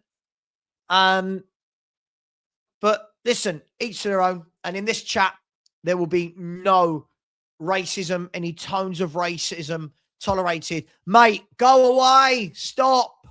Right? Go away. Stop. Just stop. Jesus. Big up, John. Where you been, Smokey boy? I've not seen you for ages. Listen, I think he's been one of our better players during this difficult spell. Savva, would you say Frank was worse than Ange? Oh, what? Frank had 6 months. and one transfer window. Like, I don't know what we're doing here, right? I can't compare one person who had 400 million, 4 windows and 2 years, and one person who picked up a shit show and had 6 months and 1 window. You're comparing apples and pears. If you said both of them had the same amount of money, the same amount of time, you could turn around and go, yeah, it's very difficult, isn't it? It's very difficult. We're comparing different scenarios, and this is what I mean. Listen, guys and girls, everyone in the chat, listen. I get it. I just don't understand. People like, there's always people that you get. Matt is one, Marios is another. You had a couple yesterday. People like Rudolph, they come in and they need to play the villain. They need to play the pantomime villain, that something is, it's different. Listen, I say what I see. I see a Spurs squad that isn't good enough, right? I see a Spurs squad that needs its best players fit at all times just to be around mid-table. I see a Spurs squad that has been poorly mismanaged, that has been poorly put together, that has been too many kids, too many poor senior pros, by the way. We talk about the kids. Look at the senior pros we bought. They're not good enough. I see a fan base that is hurting, and because of that, they all want to go at each other. Every Spurs fan wants to go at each other. I was right. You were right. This happened. What does it matter? We're 18th and we might get relegated. Right? We might get relegated. What does any of that mean? Like, what does any of it mean? Like the people that constantly talk about Ange. Right? We've had 3 managers since. We've had 3 managers since. But people still want to go back. They want to talk about one thing, the other, blah, blah, blah, blah, blah, blah. So for me, look, we've got an average squad that's been poorly put together, and unfortunately they're showing us. And look who we've got. YouTube, the new YouTube. Hello. Hello, Sarah. How are we? Hello. I'm moving my wet hair today. I'm good. I'm good. Good. So we've done our racism talk, so we can move on from that. Say no to racism and all that. I was listening. Apologies, by the way, that they're cutting down a tree outside. I'm just going to close the door. I don't know if you can hear it. Can you hear it? It's really loud. I can't hear it. No, you're all right. Let me close the door. One sec. No, you're good. You're good. Yeah. So look. Where are we? Yeah, there she is. Sarah.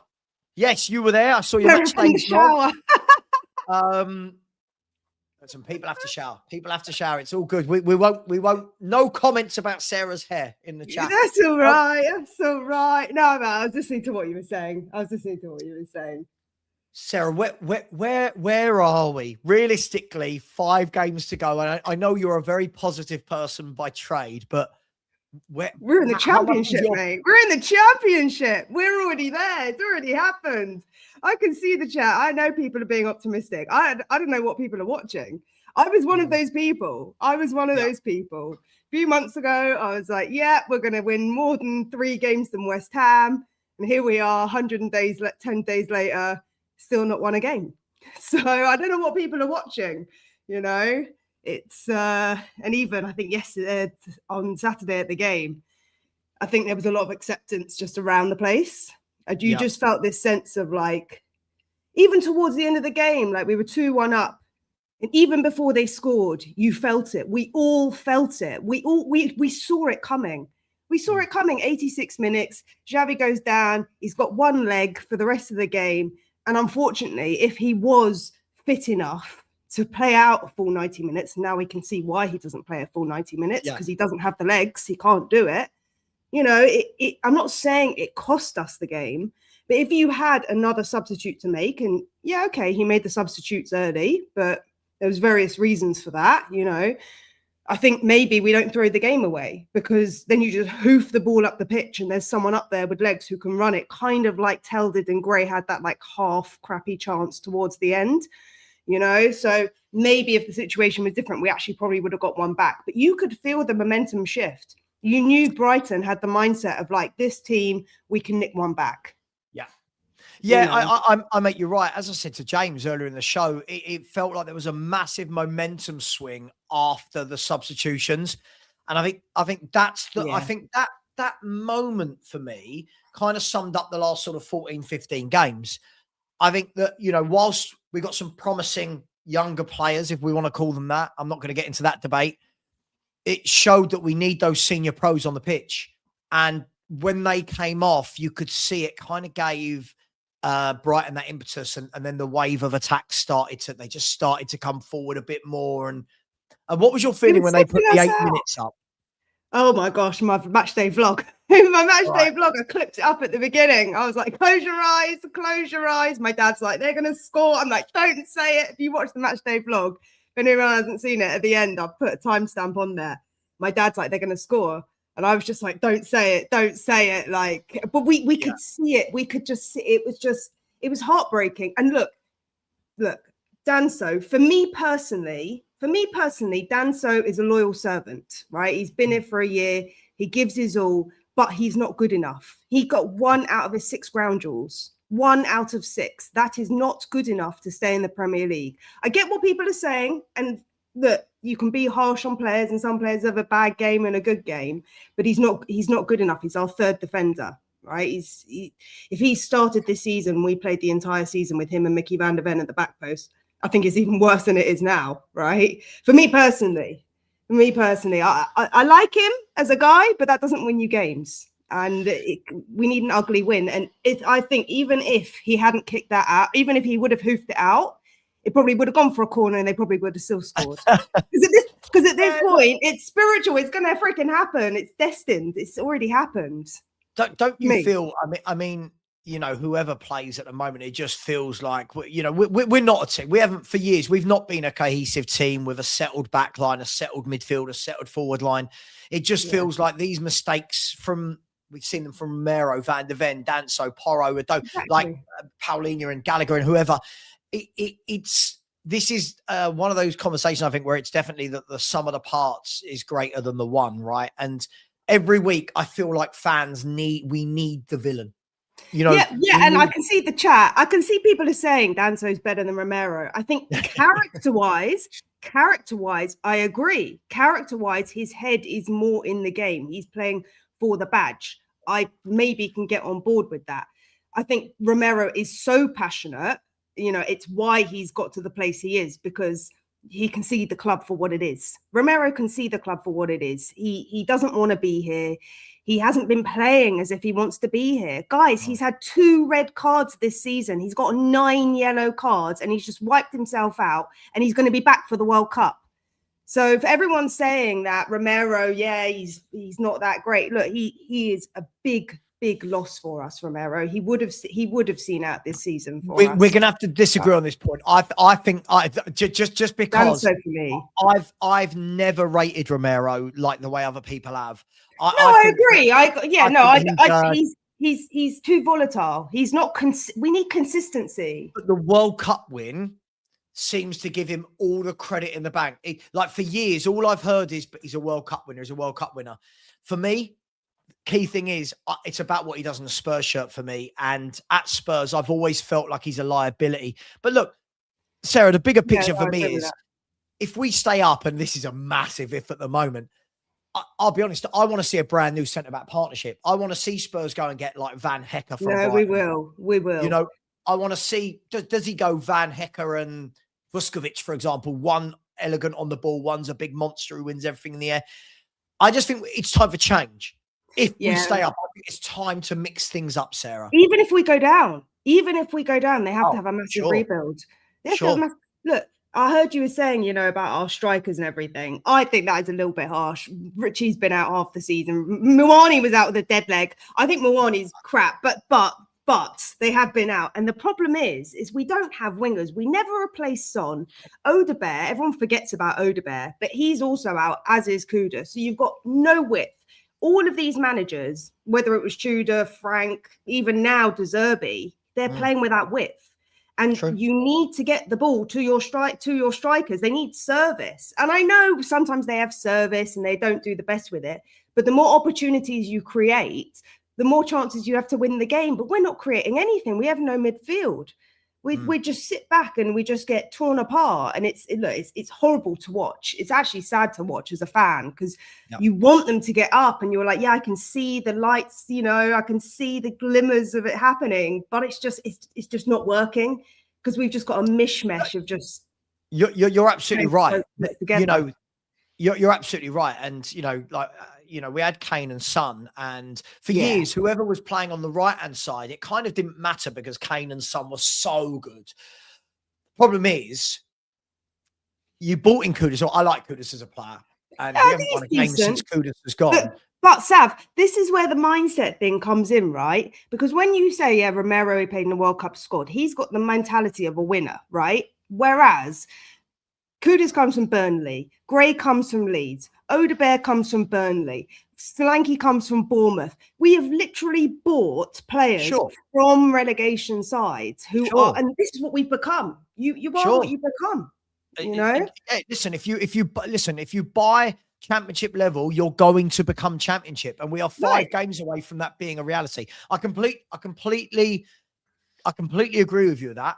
What I was saying was on the wings. No. You're right. On the wings, I completely agree. And this is where the bigger issue for me was, we didn't address it in the summer, right? And then we didn't address it in January.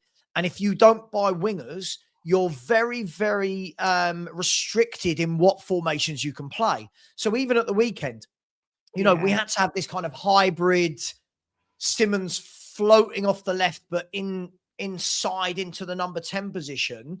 And then with Mawani, you can see he's not a right winger. But Sarah, that's what we've got. Like right now, that's what we've got. I think our survival hopes rest on Xavi Simons. Let that sink in. I truly believe he's the only one. I think it's on Maddison. I think it's on Maddison. I just don't think he's fit. I don't think he's going to get a lot of minutes. Yeah, he maybe will see him for a couple of minutes, but I think just his presence being there, I think just him being there and just giving the team a lift, giving the fans a lift, I think it does make a difference. You could see him on the bench. He was like shouting at the players like the entire game. And also you got to think as well, Zerbi plays, he likes to play 2 10s. Yes. So you've got Gallagher and Xavi. Gallagher's okay, but he's a pressing midfielder, not a he's not midfielder, right? He's not the same as I think you'll see a different side if Maddison can get a few minutes in his legs, if he can. And to the guy that just said Kudus was not from Burnley, he's from West Ham. So what does that say? I mean, it's you know what I mean? It's we're not buying from Chelsea. You've been on YouTube United long enough to know how pedantic the chat is. If you because you say things and you don't think, If you get one, like if I say, oh, so-and-so's got 10 this season and he's got 11, someone will go, he's got, and you're like, whoa. No, I appreciate being corrected. Thank you. Listen, I think someone in the chat's made a great point. Said, listen, if Kudus and Maddison had been fit the whole season, right? Bear in mind, Maddison's not played a minute. If Kudus and Maddison have been fit all season, I don't think we're in this problem. I think most people would acknowledge we're probably not in this problem because they would get enough goals and assists between them and there's enough creativity that we're not where we are. Problem is, though, Sarah, is that we knew Maddison was out for the year, right? Kudus was one that was brought in. I really like Kudus as a player. Other than that, we went into this season with that forward line. We went into this season knowing we've got 4 competitions and we've got not one prolific goal scorer, no real creators, and other than Kudus, you've got no width. Then they sell Johnson, and I've got no problem with that, Sarah, because I don't rate him. My problem is not replacing him. And then Kudus goes down injured 2 days after you sell Johnson, and you're going, oh, you've got to buy a couple of wingers now. Nope. So when I say we kind of deserve the mess we're in, and then, because the important thing about that is because we have 2 players in every position, right? So it's not just that Kudus went down; it's that Odebear went down as well. Because otherwise, we would have had Odebear, and we would have had Odebear and Tell or Richie on the left. Like they would have had the width, but you can't play just Tell on the left and no one on the right. So I think it's also because the window was still open when Odegaard got injured as well, right? I'm pretty sure. He got a head injury, and then he got injured after that. So there was still time, even when Odegaard got injured as well. So I agree. And really, they should have brought a player in who can play multiple positions, who can play the 10 and the right wing, you know, because someone like Akliouche. Maybe, but we were still in Europe at that time, right? So we were playing 2 games a week. So you needed the squad rotation. So that was just such poor planning from the board. I don't know what they're doing. Without playing Monday morning quarterback here, this was my big worry in the summer, Sarah. I said, and I took pelters for it. I take pelters for everything, but I took pelters for it in the summer, saying that I thought it was a really negligent window. And all I thought we did was actually replace a few injured players rather than actually build a squad capable of playing in 4 competitions. Yeah. And where I think we went wrong, and this is where I think Frank went wrong, and I wanted Frank to come in, but where I think we went wrong was I think that Frank was trying his best to balance the Premier League and the Champions League. And I just don't think we were ready for it. And I think he probably would have been better off going, and it might have pissed the fans off, but I think he probably would have been better off putting his eggs in the Premier League basket as opposed to the Champions League basket. Because anyone with half a brain can see we didn't have the squad that can cope with playing every 3 days. We don't. We just don't have it. So, look, it's been a clusterfuck, hasn't it? For years, it's been a clusterfuck. And unfortunately, with clusterfucks, what happens? At some point, they go... Yeah. And... let me ask you, West Ham Palace tonight. How big a game is that for Spurs? Oh, I don't know if it's already done. I'm trying to be so positive, and I'm hopeful that Palace can do something. Like, we all saw them out on the piss midweek after they got through the conference, but Palace are on a good run. They could do something. All the Palace fans in my chat, they're all coming and they're like, mate, we're not doing anything. West Ham are going to beat us. Like, that's what they think. So I'm not a Palace fan. I haven't really seen how they're playing. But look, if they do win, what is it, 5 points? I'll show you. This is what it looks like right now. So if they win, they go 34. Out of that graphic, to be honest, I think Leeds are safe. Yeah, because look, if they're also, look, Zerbi saying, you know, it's 15 points to play for, but it's not really, is it? Because it's more like 14 plus if they win tonight, then it's more like 12, 11. Exactly, so that's the thing. It's not really 15 points because we're already behind. It's not in our hands. That's the truth. It's not. If all of these 4 teams were to lose every single game from now until the end of the season, we go down. If all of these teams win, we go down. So it's not in our hands. We're 18th. We're not 17th saying, oh, we need to keep up anymore. And I think this is maybe what's starting to sink in for people. And I think people will get an even bigger shock. Because look, we thought that last week about Leeds, didn't we? We thought that about Forest. We were like, oh, they're not going to win 4-0, you know? Right. Or was it? No, they won 4-1. So we thought West Ham last week, they weren't going to win 4-0. Well, that goal difference is now gone. We're now in a deficit of goal difference. And this is the point. I don't know if you can see there. This is the point. Look at Leeds' goal difference now. I mean, 3 months ago, our goal difference compared to these 3 clubs was amazing. Now, we've still got 6 goals on West Ham, but if West Ham win tonight, that goal difference doesn't really mean anything. Forest's goal difference was crap compared to ours, and now they've eroded it. And because they don't concede, Forest don't really concede many goals. They're well organised. They're hard to beat. I think they struggle a little bit with what we've got in terms of goal scoring is their issue. But you can see why. And this is what I'm going to say. When you look now, you can see why Thomas Frank wanted Morgan Gibbs-White, a goal-scoring midfielder with power, energy, experience. You can see why he wanted Savio, a left winger that gets down the touchline, wants to get balls. But we didn't get any of those things, and we're paying for it now. We're paying for it massively, Sarah. But Palace have got no Lacroix, right? So Lacroix is out injured tonight, and Adam Wharton's having a fitness test this afternoon. It's que sera. Oh,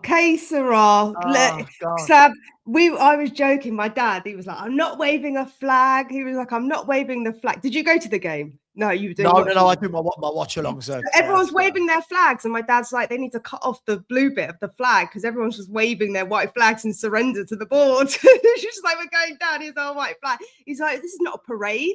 We're not celebrating anything. I get it. It's creating an atmosphere, but you know, tongue in cheek, that is metaphorical, like what we're literally doing. But I've got a question for you, which is maybe a bit of a side question on the goalkeeper situation, because do you think that Kinski is having, well, he's had 2 games now. Do you think Kinski's worth playing in the next game? Yeah, it's difficult. This is difficult for me because I don't rate either of them. So this is really difficult. Look, Kinski's got a lot of elements to his game that you can see. I think if they're bought out over the next few years, he'll be very good. But for me, positionally, I think Kinski's really poor. It's one of those, he comes out for everything, and goalkeepers that come out for everything, there's always that element of risk that you're going to miss a few of them. Would I start him over Vicario? Yes. I don't rate Vicario as a goalkeeper, but again, it's like when people are going to me, who do you want to start, Tell or Odeberg? Oh, I don't know, really, neither. Like, less of two evils. Look, I think this is a difficulty. I'll caveat everything I'm saying. If we stay up, I think we need a new number 1. Put it that way. I think if we start, we need a new number 1. If we go down, I think you might see that Kinski gets his education in the Championship. I think if we go down, he might be the goalkeeper that we play in the Championship with. But right now, I think Austin could probably find himself a little bit unlucky that he's not being given a minute at all. But what would you do if Vicario's fit for next week? What would you do? So for me, I agree with you. I think Vicario is more of a presence. I think he's more commanding. He's more of a leader on the pitch. But the way that Zerbi plays, he baits the press. And one of the things that Kinski was doing quite well last game was the ball. He kept holding the ball that second longer to pull out their striker to then pass the ball out. And I did feel like he looked calmer. I'm not saying he was like perfect, but I think Vicario, when he does that, he looks very almost like nervous on the ball. And then he just panics and he just makes these stupid passes that end up coming back to us. I did think that Kinski just looks that little bit better at passing the ball out. Whether we can hold it or not, I don't know. But I'd be tempted if Kinski gets one more game and we can hold it back, you know, and sort of, I don't know, who we got next week? I've forgotten. Wolves, that's it. If we can get over the line with Wolves, I'd stick with Kinski. Because he's the past 2, I think he's done better. I'll tell you what's interesting. This morning on TalkSport, I was watching Alan Pardew talking about Spurs, actually, and he was saying that he was not convinced at all by Kinski. And I was convinced by the elements you've just explained. I think you explained that brilliantly. I think he's definitely better with the ball at his feet. I know Atletico Madrid, I know he had a bad game, but he's definitely better with the ball at his feet. He's definitely look at Donnarumma yesterday. Look at Donnarumma. He slipped over and Arsenal got a goal. Right. You know, it happens. Look at Raya. Raya in the first 5 minutes, he did one of those as well that Man City near. Look, playing out for the back, I think is great if you've got the players to do it. Yeah. But when you do it every time, I think the more worrying thing for me than who plays in goal is where are the goals coming from. But what I will say, Sarah, let's try and get a bit of positive going in here. Says the man who thinks we're relegated. We can delude ourselves. Wolves. The Wolves had found a bit of form. The 3-week international break has killed any momentum they had, and now everyone is battering them. They conceded 4 to West Ham. They've just conceded 3 to Leeds. Surely, Sarah, if there's a game that's going to spark some goals and a win, it has to be Molyneux on Saturday, right? Has to be. Yeah, but you're not going to like what I'm going to say. No, go for it. Because we haven't beaten them since 2019. I know. Away from home, we haven't beaten them. Look, records are there to be broken, and maybe this is the one that gets broken. But we just need something, because I think once they get that win, they'll just get that monkey off their back, and I think they'll just play with a lot, not even like less pressure, because at this point it's already done, but just like they'll be able to play with like that bit more breathing room of freedom. You know, I don't know. I hope we can get it over the line. Whether we can smash them 4-0, we need a big goal difference, but. Because, by the way, right, Forest play on Friday night. Just in case anyone wasn't sure, Nottingham Forest play Friday night. Let me just double check I'm right here. I'm normally quite good with these things. Friday, yes, here we go. So Friday night, Nottingham Forest are away at Sunderland, right? Now, if Nottingham Forest win that game, they're going to be 8 clear of Spurs before we even kick off. So for me, I truly think, Sarah, this is coming down to West Ham. I do. I think this is between Spurs and West Ham. And the worry I have with this is that I think West Ham have got more going forward. When you look at Somerville, you look at Bowen, you look at Tatty, I think they look more composed than we do. But James and I talked about this earlier, and as fans, we can go through these games all day, every day, right? Whatever. But right now, does it even matter who anyone's playing, or is it about the team themselves? So does it matter who West Ham are playing, or is it about what West Ham do? Does that make sense? Does it matter who we've got, or is it too little too late, I suppose, is what I'm asking. Look, we just have to win every game. We just have to win every game. That's it. Like you just literally have to win every game. It's 15 points, and you've got to get as many as you can on the board. That's the bottom line. There you go. Yeah. I didn't say this. I mean, press conference. Do you know the funny thing about our managers, right, Sarah? This is what I find hilarious, right? You've got Thomas Frank, who was. I know what you're going to say.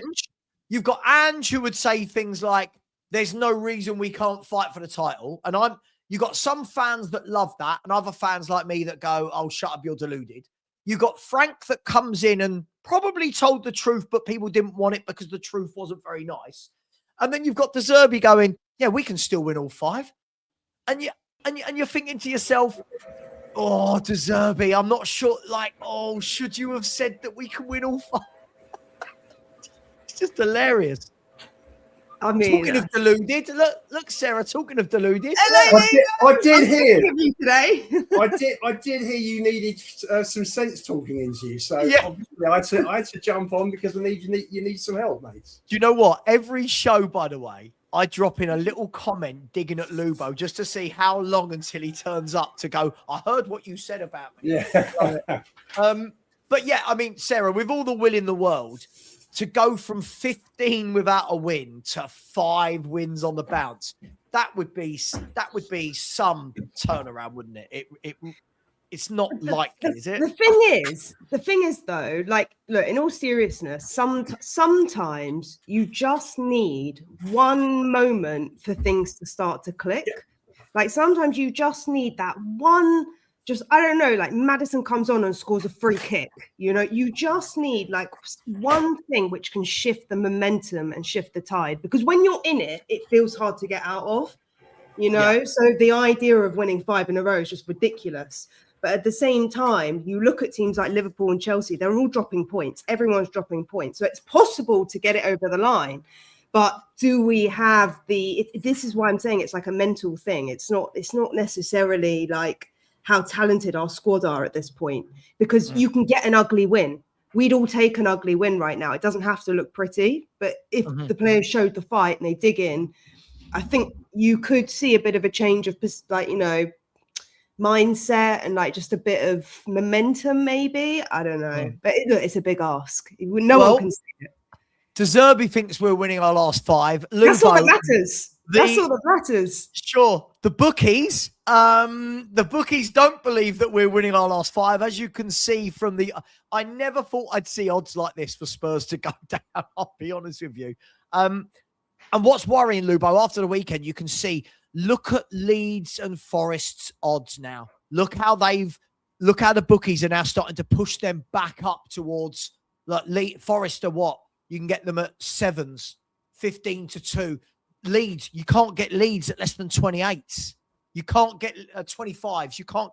So is the worry, Lubo, that those teams are starting to do what relegation teams do and scrape wins, and we're still not able to? Listen, that is the worry, because every single result's going against us at the moment. And I was heartened by what I saw Saturday. We were 3 minutes off 3 points. That was a massive loss. Those 2 points those 2 points could prove fatal at the end of the day. And they're playing better. We're not conceding shots. I think you can see that, whether it's too late or not, time will tell. But you can see Zerbi's doing something good. He's doing something right. He's got them more organised, and it was a better performance. It was a more solid performance on Saturday. As I say, the problem is the others are winning, but Forest lose at Sunderland, who are still in with a big shout for Europe, and we win at Wolves. We're 2 behind Forest, and Forest have got a really tough run in, tougher than ours. So don't give up just yet. Is their running tougher than ours? I look at Forest's running. Newcastle are absolutely dreadful at the moment, by the way, right? Chelsea are in no sorts of shapes. Bournemouth at home might not have anything to play for on the last day of the season, and Man United have already got Champions League football. So I'm just going to tell you that. So that will be United's last home game of the season. They'll want to put on a show for their fans. Bournemouth, don't be surprised if they're in the melting pot for Bournemouth can get Champions League. Probably not. I don't think they can get Champions League. There's 7 points. There's 7 points. They're 48. No, they're fifth place. Fifth place. They're 7 points off fifth. There's 4. They're not gonna make up 7 points, are they? Come on, they're not gonna. When did they last lose a game? They last lost a game on the 3rd of January. That's when we last won. They haven't lost a game in 100 days. Bournemouth. No, sure. I mean, but look. You've got 3 teams. They're tied with Chelsea. Do you think Liverpool? I mean, look, do we all agree? Do we agree that I won't talk about Arsenal, Man City? Do we agree that Man U and Villa have both got Champions League football next season? Pretty much 10 points. They've got a 10-point gap to Chelsea. Well, the thing with Villa, they can win Europa and they can qualify that route.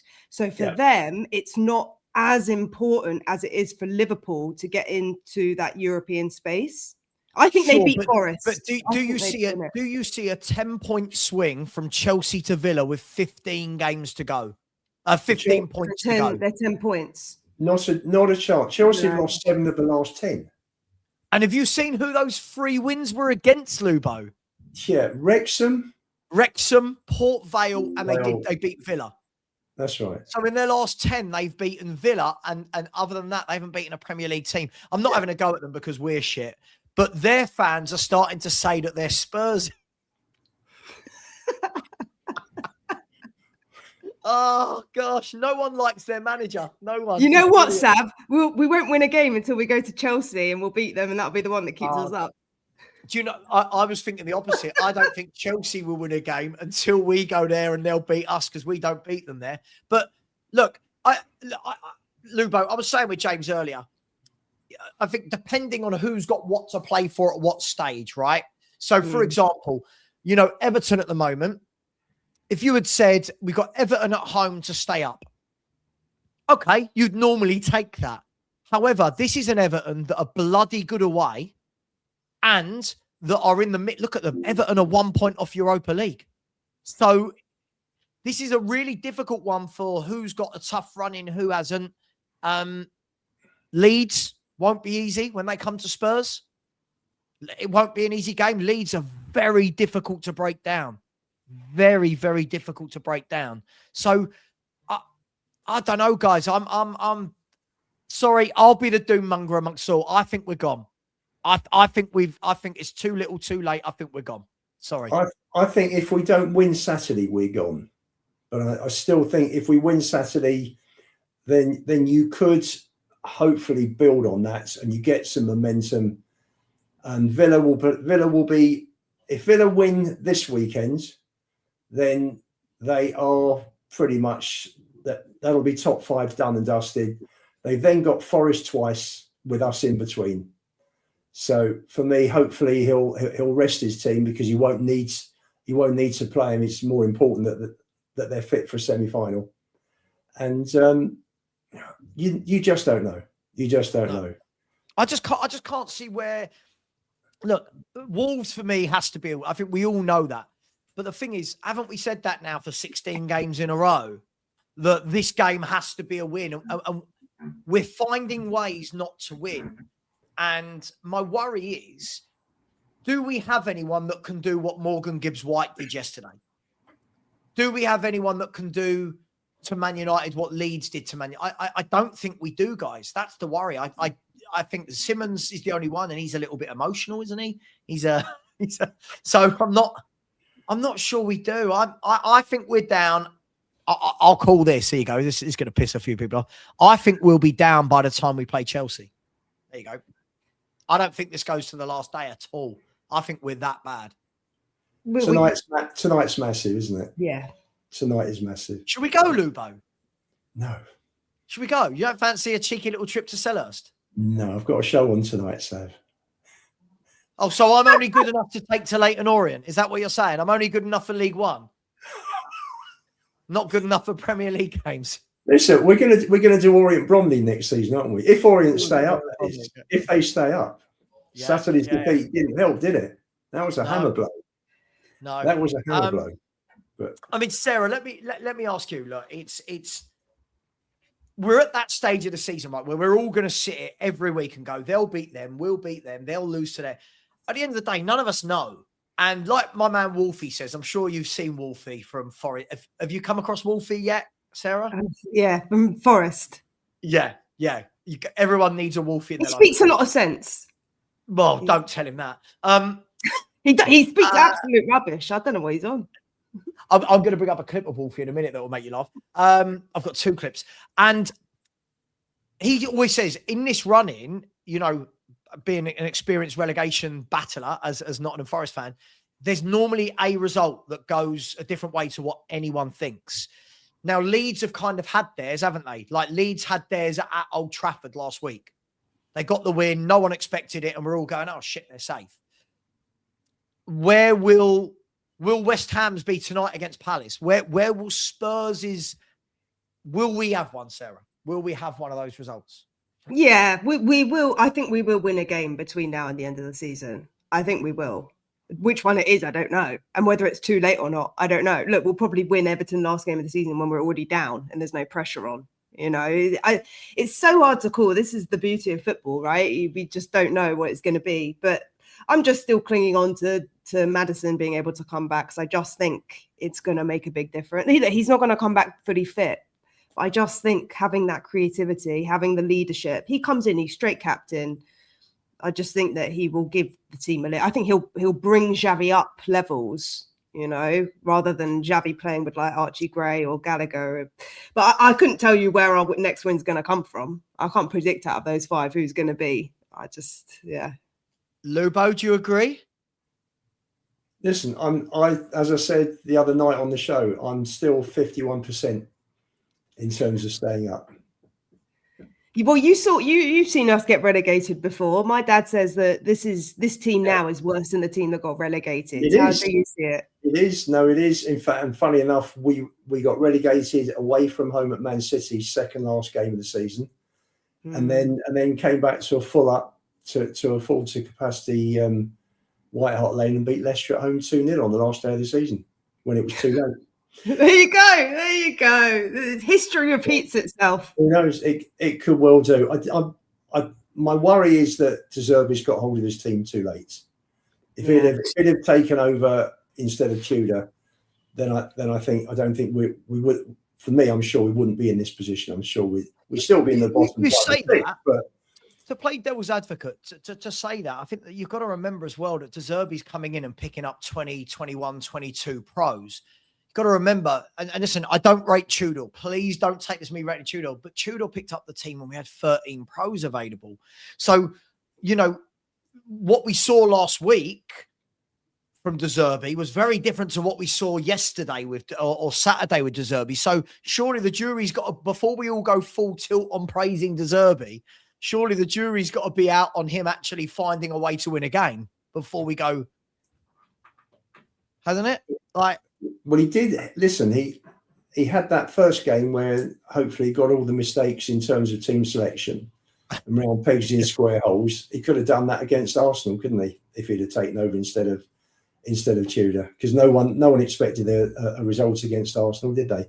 So it would have been better if he'd have taken over. Then nobody, you know, it wasn't. He wouldn't have had the players, Lubo. Is my point. My point was that he would, like, the players that did well at the weekend. When you look at, like, you look at Bentancur being back and Basuma, but these players weren't available in Tudor's reign. So if Zerbi had taken over, then there's no guarantee. You know, I'm just trying to play devil's advocate because is he not improving? Still not won a game. So is he not improving the way they shape up when they're collecting a ball, the way they lay a ball off, the way they're moving off, you know, playing a pass and going for a return? There was much more energy on Saturday. Yeah, because he took out the Bergvals, the Greys, because he took out those. I disagree. I disagree. Yeah. Oh, come on. I'm talking about energy. I'm talking about energy. These guys weren't short of energy. So, but if he's cutting down, energy is. Hang on, no, sorry. What? This is where. No. This is where I'm not having cutting this. Down. This isn't about energy. This isn't about energy. Again, this is what we spoke about last week. This is about focusing on the subject, not about talent, on the subject. He's trying to cut down on the amount of mistakes that our players are making, and they've made fewer mistakes in the last two games for me against the previous. No, against Sunderland, it was awful. Was it? No. There were two shots on goal the whole game. I'm sorry. It wasn't great. Listen, the performance was poor, but it was more structured. It was more organised. I find this hard to stomach, right? And this no, is where they were positioned better. They were positioned. Hang on, Luke, hang on. Let me land. I'll tell you why I find this hard to stomach, right? People will say that you are positive and I'm negative. But I'm going to rewind back to a time where you said this exact same nonsense to me when we got a draw at Anfield. Tudor's got them looking fitter, moving the ball quicker. We look different. Now you're sitting here saying, well, if Zerbi had come in instead of Tudor. So forgive me if after 1 point against Brighton that I'm not going to jump on your bandwagon that the manager's changed everything again. You said this on Tudor.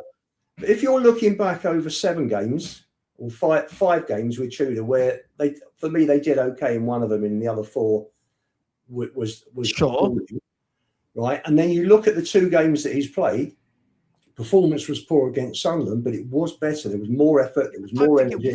There was more closing down. It was better. It was better in terms of what you don't. Off the ball, it was better. On the ball, it was shocking. But off the ball, and we also created chances against Sunderland. Richie should have taken 2 chances against Sunderland.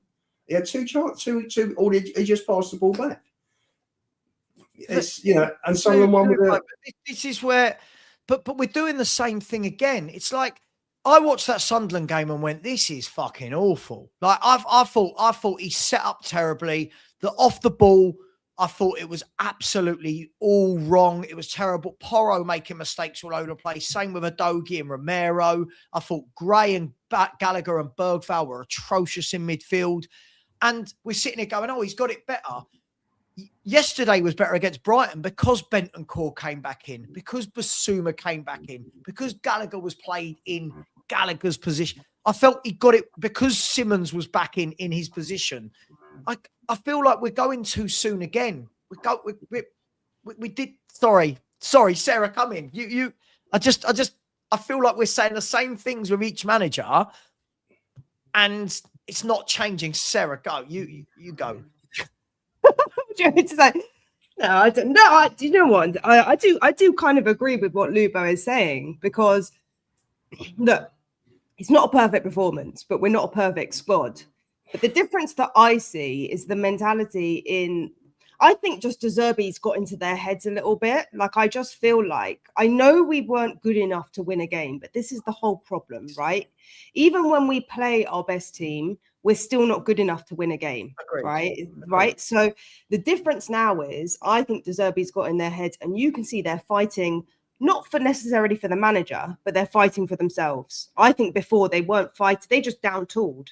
Correct. You know, in that Newcastle game, they down-tooled. They weren't interested. Romero lost his head. Mickey van der Ven, they weren't interested. I think because the difference this time is Zerbi will be here next year if we get relegated. He said it. If we go into the Championship, and these players, when you have a leader who is like willing to go through that tough time with you, they will want to play for him more, because I agree. I just get this sense that they are fighting for themselves, but they're also fighting for the manager. So whether they can get it over the line, I just don't agree with it again in the Sunderland game. But this is the thing, Sav, right? Our expectations are so high. We're all like, oh, we're this amazing team. We're competing on all fronts. Like, we need to manage our expectations. We are 18th. So to expect him to come in first game, complete tactical shift, everything changes. It's not going to happen. I don't, but I don't know. This is like when I see people saying you're looking for small improvements. I am. And the small improvements for me was that we brought Bentancur back in. And Basuma, they are levels on the boys that were playing the weeks before. Agreed. Ability. We're not talking about ability. I'm talking about mental.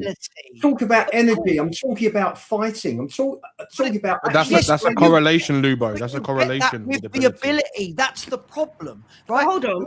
With Basuma, at the weekend, right? You had Bentancur, Basuma, and Gallagher, who were all played in their positions. They were all played in what was their actual position, not Gallagher on the right wing or in the DM, right? Not Basuma as DM. Basuma was box to box. Gallagher was allowed to press, and Bentancur sat in front of the back four and put out fires. What comes with ability and the senior leadership there, you could talk about energy all you want. It's up there. It was the know-how. It was the knowing when to press and when not to. It was the knowing who to mark. So I'm not blaming Gray and Bergvall, but when you get your better players in the team, it's no wonder you look better. My whole point was that between Tudor and De Zerbi has got them playing, trying, efforts, energy, fighting for the ball. That's my Saturday, point. yes. And that was, and for me, that was the difference between Tudor and De Zerbi. All of a sudden, De Zerbi's come in and they thought, right, we've got a brand new manager here. We better put our fingers out. We better start working.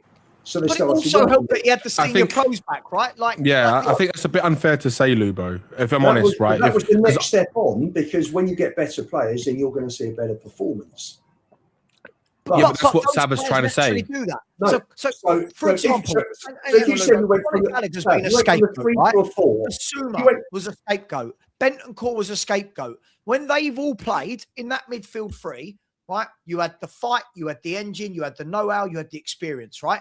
Now, yes, De Zerbi's going to give them some of that. But you looked at the midfields we were having to play before that. I don't care if they had energy. Energy doesn't get you out of this shithole. Energy is not what, it's know-how. And my point is, I agree De Zerbi got it out of them Saturday, right? But you did this with Tudor with the Liverpool game where you were telling me, Sav, I've got to tell you, they look much fitter. They look much more organised. In that game, they did. They did. In that game, they did. They didn't. But okay. All right. I can't keep having this false dawn that you every time we do something.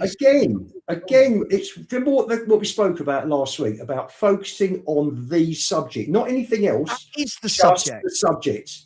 That was better than the other games that we played under Tudor.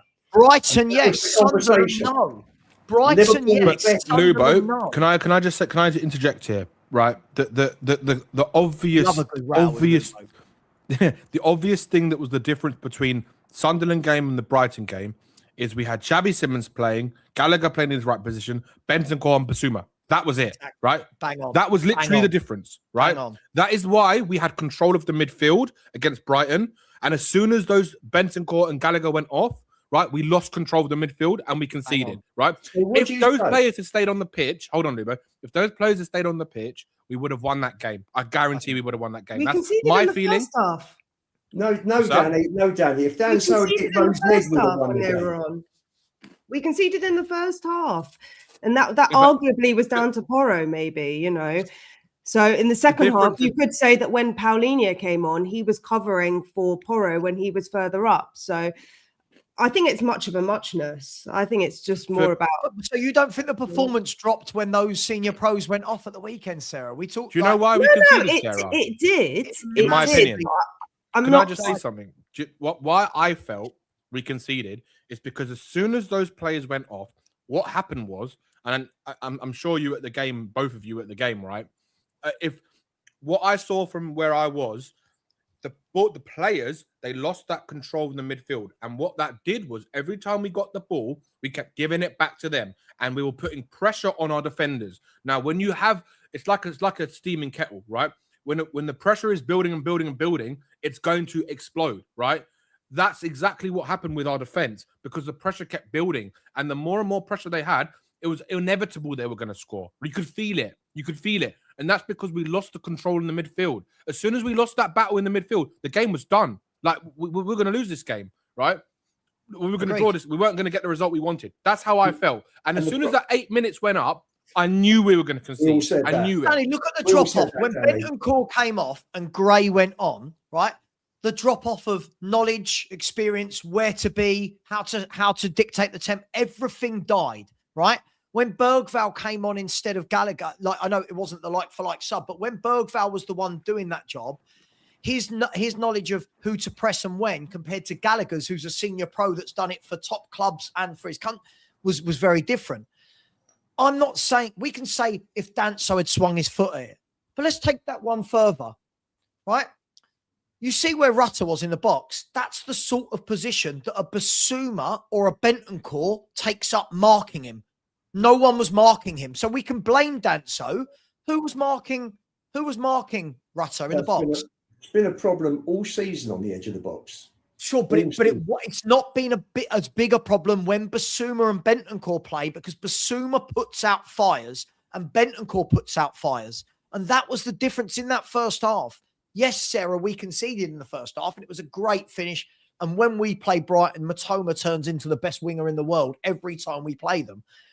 But in general, in that first half, I didn't feel under any real pressure. In that first half, I didn't really feel that they were going to score many. Last half an hour of the game, I just felt the possession building up with Brighton, getting the ball more. I felt lack of tackles going in front of our back four. And that is because the senior pros went off. And hopefully, Lubo, they won't have to against Wolves because there'll be a week fitter. Correct. And the other problem, Sav, is that we don't have strikers that can hold the ball. For sure. So if the midfield boys go off, there is nobody to hold it up. So you knock the ball up, Lubo. They lose the ball, and it comes straight back. And that was the problem. At the beginning, and the other thing that also didn't help was Simmons Simmons had cramp, was it? I think, or I'm not sure it was cramp. The one or two reports saying he picked up an injury, but we were pretty much down to 10 men for the last 10 minutes, weren't we? Yeah. Can I ask you a question, Lubo? And when you're knackered out and they press big time first half, you're knackered. You're struggling with fatigue, and I'm sure Danso didn't clear it. It was just that he just wasn't quite sharp because it was a 95th minute. Yeah, I was saying this at the beginning, Lubo, when I was talking to Sav, because the best form of defence is attack. But if in the final minutes of the game, you're going to hoof the ball up the pitch, you've got to have someone who's willing to run it. And we had that a couple of times. Tell had that in kind of like the last 90 in the extra time, but he wasn't able to do much. He had 3 players around him. It came to nothing. And then Gray had a very poor shot at the end. But if you have more legs at the end, if Xabi's maybe still able to get on his feet, then maybe that doesn't happen. Not in the sense that you go and score another goal, but then you don't concede because it's out of your box, right? So look, I mean, it's all ifs and buts. For me personally, I think they're just fighting more. I think they're just. Can I ask you a question, Sarah? They're just not good enough. In the next game, has he got to go again with Bentancur Basuma and Gallagher for that experience in midfield and that fight and that energy, in your opinion? Yeah. Well, we saw Bentancur and Paulinho under Frank, didn't we? For like the beginning of this season, it was literally every game. And I think Basuma does offer something different to Bentancur. The problem with both Bentancur and Basuma is they cannot do back-to-back games consistently well. So this is the problem with all of our players, right? Good players, they will perform, a 7 out of 10 every game. So Archie, great. He's decent. He's not amazing, but he will give his all every game. Basuma, he'll have a flying game, and then the next game he'll wreck it all and he'll just put it all in the bin because that's Basuma, right? And this is the problem. Our temperament is very up and down.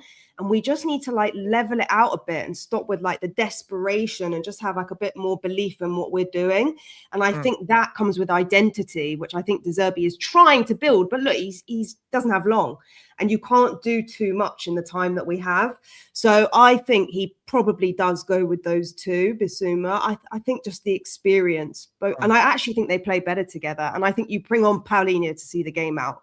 But I think Paulinho also gives Gray a bit of a lift because he's got the experience next to him. When you play Bergwijn and Gray, you've got too much inexperience. So this is where you need the balance, right?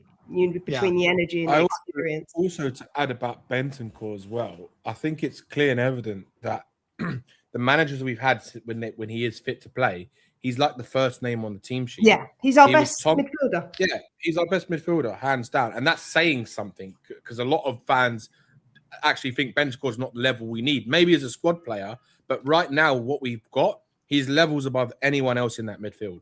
That's why we saw the difference on against Brighton in the first half, in the first sort of 60 minutes, because he was on the pitch. I don't know if it was shown on the TV, but Lubo probably saw it. But there was like one point where there was a big break in play, and Bentancur was just standing on the sidelines next to Zerbi, just like shouting at everyone. He was like calling over to Gallagher. He was really like just bossing everyone, and we just haven't had that leadership in the middle. For me, I don't think we haven't even mentioned Sarr, but I don't think Sarr gets back in this midfield. He's done. I can't wait. I'm so happy he's not in the team, Sarah. He's the stopgap. He's the you've got your Gray's 20 now, Bergwijn's 19, and you've got Sarr's kind of in be on loan. I said it. These boys should be on loan, and they should be learning their trade somewhere else. But aside from that, what I liked about the weekend was what you saw with Basuma and with Gallagher. It is relentless running that goes with it. But they're strong as well. They're men. They are men. But what I liked about it, Danny, was what you saw is, and again, it depends if people understand the game off the ball as well as on the ball. So when people are going, oh, Gallagher did nothing, if you actually look at what Gallagher did that entire game, every time Brighton tried to build up from the back, he was on them. He pressed. He won the ball. He turned it over. He gave it to other players. He won his duels. He had the most recoveries. Basuma, yeah, we know what he's like. We know he's hit and miss. He always has been. But how many blocks did Basuma put in to stop Minte crossing the ball? How many times does Basuma get back and help out the back four? Bentancur. Bentancur, for me, I don't think he should be the main man. 4 times, 4 defensive contributions. But his passing accuracy, Basuma is really good. He's one of our better passers. He's a pro. Like when we won the Europa League, everyone forgets that Basuma was one of the main men in the semis and the final that got us through those games.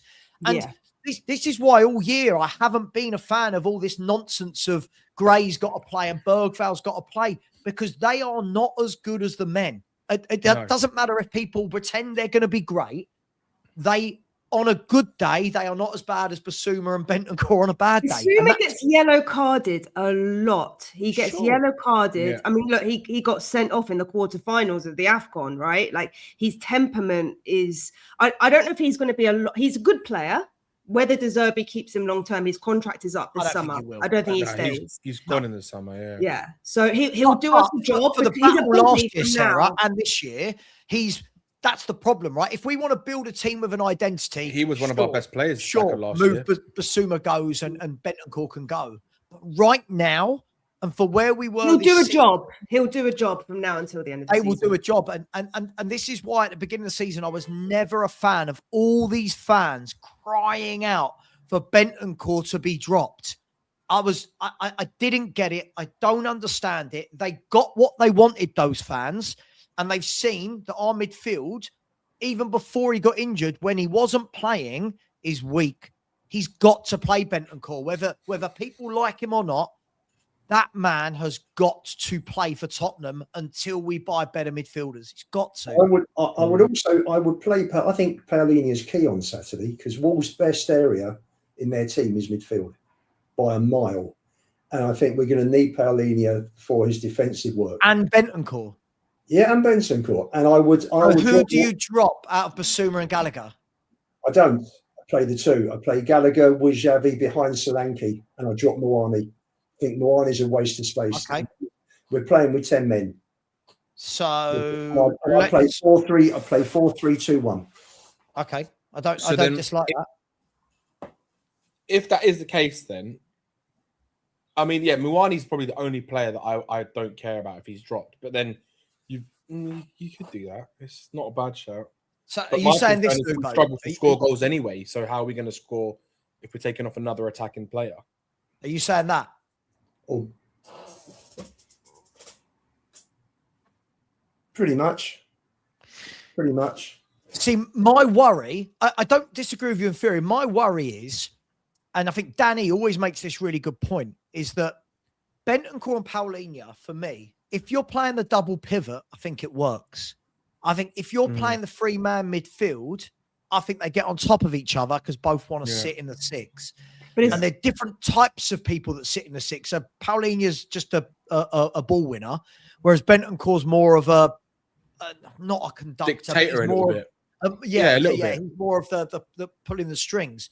Yeah. But I wouldn't be against this, Lubo. But again, I'm looking at this and going, other than Simmons, I don't know how he scored goals. Yeah, I don't think this is a Zerbi. I don't usually fullbacks there. They've got to get up.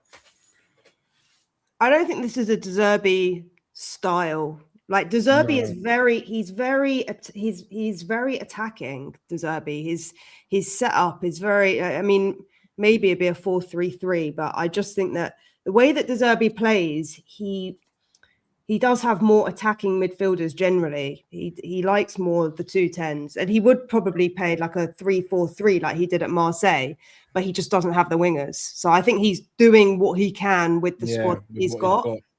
You know, but I think if you do that defensive, the 4-3-2-1, we're going back to how we played under Frank, which is very defensive setup. And the problem is that because our defenders are not good enough, we allow the pressure and soak it, and we can't soak it up. So the only way you do that, you said something that I agree with, but doesn't apply to Spurs, right? And so I agree with you that the best form of defense is attack. But the problem is it's difficult for Spurs to implement that because we don't have the attack, right? So this is why I think, by the way, guys, sorry, Mr. Negative over here. This is why I think we're down, because we don't have the attack for this. We don't have, if we're under the cosh, we don't have forwards that will go, right, let us take some pressure off you for a little bit. We don't have that. And that is a huge concern of mine. We've got Xavi Simmons, who, by the way, anyone that was saying he shouldn't have played lately is got what they want. But other than Xavi Simmons, Sarah, I don't know who takes that ball from midfield and drives. This is why I'm saying Maddison. He's the only one that can he's the only one that can be the biggest impact for us coming back. He won't get a lot of minutes, but it will make a difference. Which is why, Sarah, I was going to ask the question of where do you think he fits Maddison in with Xavi? Because he's 2-10s. He plays 2-10s. He's doing 2-10s now. That's what he did at Brighton as well. That's what I think too. I think that's what's going to happen, and for me, that's why I still believe we'll stay up, because I said it months ago that if Maddison's back, even for 3 games, that can make a difference. If he scores one free kick, he's like in the top 5 of like free kick takers. Like that guy's like chasing records, Maddison. You know what he's like. He loves a record. He's on 9. He's probably sitting at home in his garden, like just waiting to come on. And like you could see at the end of the game, he was like standing in the technical box. He was like so ready to come on. He wouldn't have come on. He wasn't even in his full kit. So I think he's there for vibes. But he's a leader. I don't know how true this is, but what I heard is that he wasn't actually meant to be on the bench at the weekend and he's nowhere near ready. What I heard was that Sarr got a knock. I don't know if this is true. I heard that Sarr got a knock, so they put Maddison on the bench for morale. Vibes, But like Sarah said, vibes. But again, is he going to be? It helps. Can he start against Wolves? Can he? No, start? he won't start. He won't start. He'll get like 2 minutes, then he'll get 10 minutes, then he'll get 50, and maybe we see him for like half a game at the end of the season. But he's not gonna. They won't want to injure him again, and he won't want to injure himself. You know, he said it himself. He's 29. This is his last chance, so that he's not going to do a kudos and rush him back. I don't think. I've seen a lot of stats in the last couple of days about goals to game ratio for our strikers, which is not overly impressive. And I reiterate again, as a wild card, I'd throw the kid Thompson on the bench. Don't think you've got anything to lose. I think Mawani has scored 1 league goal in how many Premier League games? Seriously? You've got nothing to lose. You can't be the worst, can he? Zerbi's not going to play a youngster who's got Mawani in his team. I think so. Yeah. No. It's too damaging. You can't put a youngster in this environment. It's so toxic. Nothing to lose. Agree, Sarah. Agree. I mean, I agree in principle, but if you're maybe a bit safer, huh? We have got. When we say we've got nothing to lose, but we've got Premier League status to lose. He's got Mawani's played in 24 Premier League games and scored 1 goal. Yeah, we know he's not good enough. I don't think anyone disagrees with Mbappe 2.0, my ass. Who said he was Mbappe's replacement? Give me a break. I just don't. They sold us a dream, Enoch. They sold us a dream. like the conversation we've just had, though, about the midfield, where I think Spurs' problem this year has been that we've had to play people like Archie Gray in midfield who aren't ready. I'm going to apply that exact same logic to bringing in a kid who's never played in the first team, just come back from injury, and just go on, mate, get out there and show us what you've got. I'm not sure that's. Well, I am sure that's not the way. I am sure that's not the way, because we've seen it with the midfield. You know, we talk about this midfield has been absolutely dreadful with Sarr and Gray and Bergvall in it. I don't want that to be the same with a forward line. I would rather go with the two. I'd rather Richie played there. Than Tyne and Thompson. I would. Yeah, I agree with that. That's nothing against Tyne and Thompson. I've seen him in the youth team. He looks really good. I'm not knocking that, but there's a huge difference going, go on, lad. We're in a relegation battle. Go on. Because if he doesn't do well, people straight away will go, oh, another kid we've not learned. Kids aren't the answer, Lubo. Kids have never been the answer. I'm not saying they are, but not in this situation. If you listen to what I said as a wild card, and if our strikers are doing shit, and they have been doing crap, I mean, Richie's our leading league goal scorer with 9 goals. I think in the Premier League, 9 goals. I mean, he's been out half the season, Richie. Who, Richie? I don't know how many games has Richie missed. No, Richie hasn't. Solanke's been out half the season. Richie's only been out for about a month. I don't want to see any of them, by the way, next season. In any league we're in, I don't want to see any of these forwards. Richie scored 9 in 27 before Saturday, and Solanke has scored 3 in 14. Richie's missed 7 games this season. 7. So what's that? Quarter of the season, 43 days. He's missed a quarter of the season. But this is the point. I was listening to a podcast. Played 27. We played. He's missed 6 games, right? Yeah. Well, I don't know. In transfer market says 7, but I think regardless, look, none of our midfielders have had more than 19 games. This was a stat I was listening to on a podcast. So if you've got a midfield with no consistency as well, this is also a problem. You know, Great. I don't know how many games Morgan Gibbs White has played, but he's probably played them all. So I tell you what. See, do you know what? When we're looking at what Frank wanted in the summer, it all makes sense to me now with Morgan Gibbs White, with Savio, with everything now makes sense as to why he wanted what he wanted. And even back then, we had fans going, wouldn't want Morgan Gibbs-White. I mean, Morgan Gibbs-White has got 15 goals in all competitions for Forest. He's got 12 Premier League goals, and he's playing in a team in a relegation battle. Yep. Right? Now compare that to Spurs. Keep him there. Right? Morgan Gibbs-White. Keep him there. He can get relegated with Forest.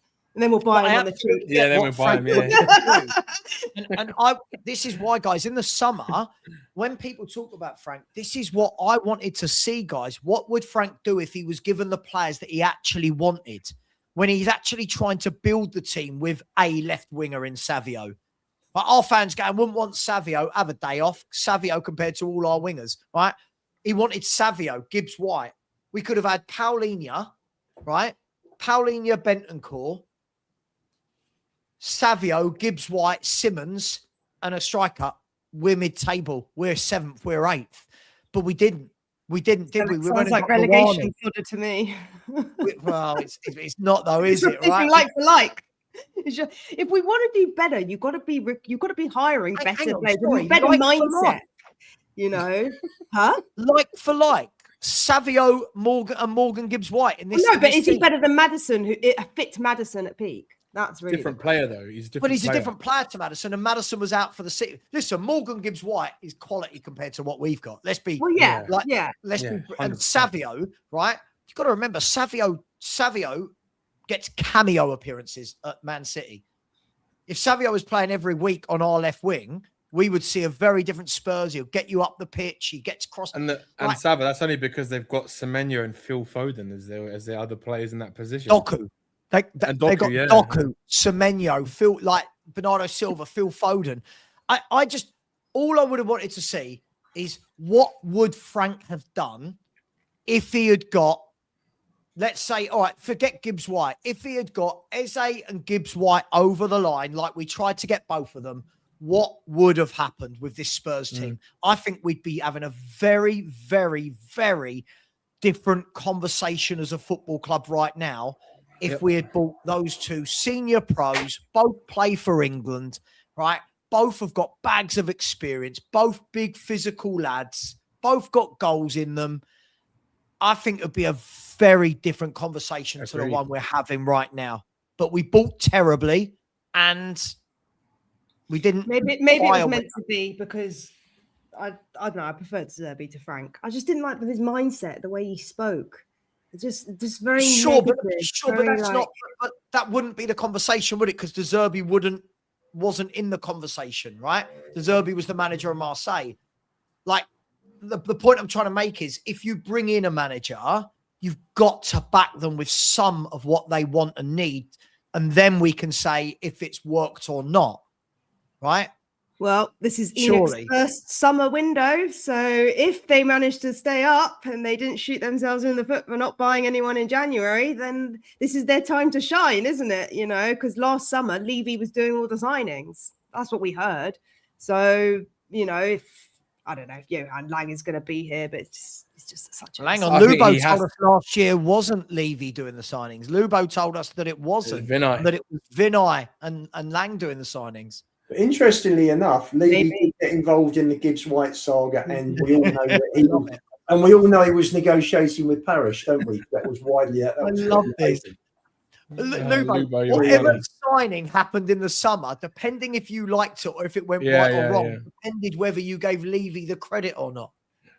So when we bought in Kudus, you went, there you go, much better signing. Levy's not involved. Then when we don't get Eze, oh well, no, Levy's involved. So I'm not the writer putting it in the newspapers that Levy came home. Levy was negotiating with Parish for 10 days. Sure. So okay. So are we saying that Levy had nothing to do with Kudus? Might have had. May have had. I love it. I still think we're staying up anyway. I've maintained that all season. Do you think we're staying up, Danny? I've maintained it all season. I think it's going to go down to the last game. Me too. I honestly believe that. Me too. I think Saturday's Friday and Saturday's key. And I tell you what's key as well, Lubo. For me, for that to actually happen, and to I believe for that to happen, Bentancur has to stay fit. Xavi Simmons has to stay fit. Gallagher, Paulini needs to stay fit, and Basuma needs to stay fit. Right, those players come in, and Maddison to come in the last couple games. Right, if that happens, I believe we're staying up. I've always maintained that. If I've always said Maddison will come back in the last couple games and he'll make a difference. Right, that's all it takes. Because if we do beat Wolves, I think we're going to beat Wolves. If we play the way we did in that first 60 minutes, we'll beat Wolves. I honestly feel we'll beat them. And if we can beat Wolves, and again, injuries have been the biggest problem for us this season once again, and they're going to be the biggest cause and effect this season for the rest of the season. How many wins do we need to stay up? In everyone's opinion, I'll start with Danny. I think we're going to get 2. And Lubo. How many wins do you think we need to stay up, Danny? 2 wins, or 2. 1 win and 3 draws, like I said to you the other day. So, but even if West Ham win tonight, you do know we're 2 wins away from them. So that would like that. Well, no, we're winning goal the difference away from them, so because the goal difference is better. There's no goal difference. Yeah, but our goal difference is better than West Ham's. That's the crazy thing. Point is, Lubo, my point is, though, that if we did that, then we're saying that West Ham don't win another game all season, right? I'm not delusional to think we're going to win 5 games. I think we'll win at least 1 game, right? Maybe we win 2, right? And then we get one or 2 draws in there. So I think we need about 6 to 8 points to stay up. I think even 6 points, if things go our way, right, it will go down to the last game of the season, and that could be the vital. Just remember West Ham's last game of the season. Who's at Leeds, isn't it? Leeds at home, yeah. Leeds at West Ham. Leeds will have nothing to play for. Yep. Leeds will have nothing to play for. Okay, so Danny thinks we can get away with winning 1 of our last 5 and staying up. I think we need 2. But I'm saying it's possible that we only need 6 points. Okay. Sarah, how many wins do we need to stay up? I don't know. At least 3, I think.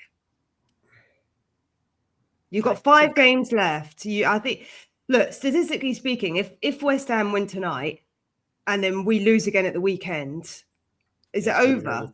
Is it pretty much over? Pretty much. It's not over, but it's no. It's not over. It's just more difficult, even more difficult. I mean, it's still mathematically possible. Sarah? Yeah, so which means it's not over. So if West Ham win tonight, there'll be 35. There'll be 4 points. 4 points. And then if we lose at the weekend, it's done. Yeah. No. Yeah. We still have 4 games left. It's not over until it's over. I've heard this for 15 games. It doesn't matter though, Savva. It's not over until it's over. So technically, no, it's not over.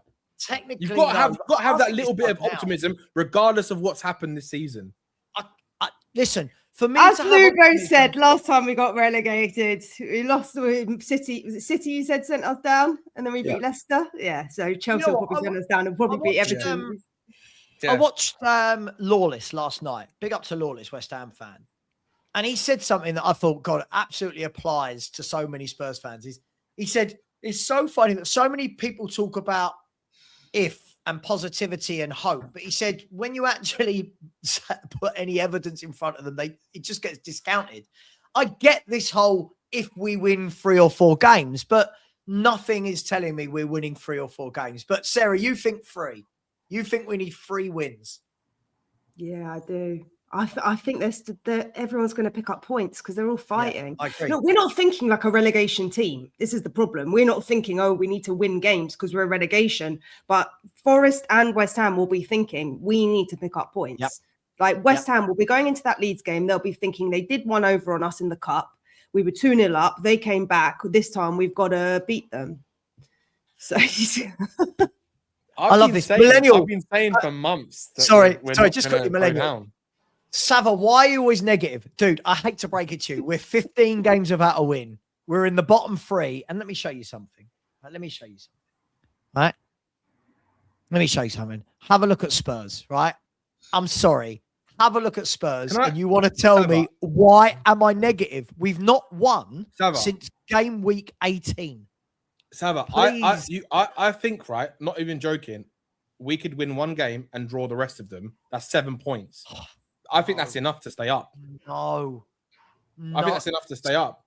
Aren't we doing this thing there? We're completely forgetting these other teams are in better form than us and are finding ways to win games and get points. Bring up the fixtures again, because I will in a sec. I want to get Lubo's first. You've gone with 1 win and 3 draws is enough to keep us up. Sarah thinks we need 9 points. She thinks we need 3 wins. Lubo? 8 points to stay up on goal difference. 8 points and on goal. So no, 2 wins. I think 2 draws. 7 points is I think what we really need. But Okay, 6 if we're lucky, 6 points. But I can't see it. No, Danny, I don't want any flip-flopping from you now, my friend. No. Danny has said Spurs can get away with just beating Wolves and scraping some draws till the end of the season. Right, all right. Lubo thinks 2 wins and 2 draws. Not Sarah having one. thinks 3 wins. Yeah, not having one for 15 games. I don't see us winning 3 out of 5. Just don't see it. No, but that's not the question I'm asking. The No, question I'm asking is how many do we need? I do see us getting 2 wins and a couple of draws, a point maybe at Villa, maybe at Chelsea, a point against Everton, 2 out of those 3 games with points and wins against Wolves and Leeds.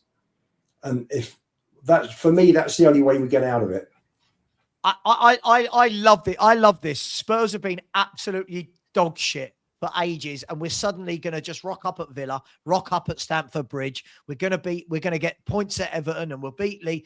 I'll be honest. I'll keep it real. Everyone in the chat, I'll keep it real. We're fucking shit. I'll keep it real. This is ridiculous. I think we need a minimum of 9 points to stay up. I think we need a minimum because I think there is enough points. I think there's enough points there for Forest and West Ham. I don't think Leeds are in this. Leeds have got Burnley at home, and that win will take them 11 clear of Spurs. So whatever they would do, we would need 12 points. Not happening. I don't think there is enough points left for Spurs. Now, I hope I'm wrong because you know what I think, Lubo, about going down. You know I think it's catastrophic. I just don't have this same this delusional positivity that Danny and Lubo are, that suddenly we're now just not going to lose any of our last 5. I just can't see it. No, I didn't say we wouldn't lose. I said 2 wins, 2 draws. So you think we're losing 1 of the last 5? If to stay up, then yes. And I think with the players that we've got back now, who beats us? Sorry, who beats us in that 5? Well, it's either Chelsea or Villa, isn't it? Because they're the 2 hardest for me. You just told me. I think we've got. No, I didn't. No, I said a point in one of those games, one of those 2 away games, and a draw, home wins against Leeds and Everton, and a win. Sorry, a win, 2 wins against Wolves and Leeds, 2 draws, Everton, and 1 of Chelsea and Villa, and a defeat on the other one. I love I love this optimism. I love it. I'm in awe of people like you. I mean, like if you were a superhero, you'd be positivity, man. Like I think this is amazing. I just don't. You've got to believe. Look, I'm not of that mind, but I do get it. There's people in my community as well, because you've got to keep the faith. You've got to have belief until it's over, right? Like it's not over until it's over. And you know what helps, Sarah? You know what helps, seeing that performance Saturday, because you think that Zerbi is getting into them. He's starting to get ideas across. They're giving a lot more effort. I think he's put more belief into them that they already had before. The running stats, there's more energy. We drew the game. We have to see against West Ham. We've got to see against Wolves. See it against Wolves, Danny. I think we beat Wolves, but Wolves should be the bare minimum because they're the worst team in the league. We have to beat Wolves. We have to. They're the worst team out of the lot. After that is what's the game after that? Is it Villa? It's Villa. And then Leeds, who are in good form, and then Chelsea. It's Chelsea at Chelsea. Again, we never beat them. Leeds and Villa. We tend to have good records against these teams. We have always had good records not against at Villa those Park, teams. do we? Yeah, in the last couple of years, we've beaten them more than they've beaten us. Yeah.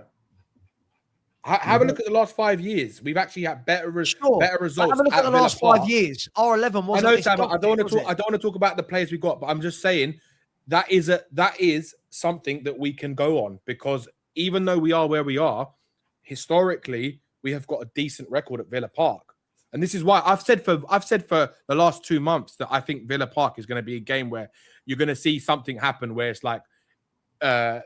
Everyone's going to say, "Oh, we're going to lose this game. We're going to lose this game," and then all of a sudden, somehow Spurs pull it out the bag.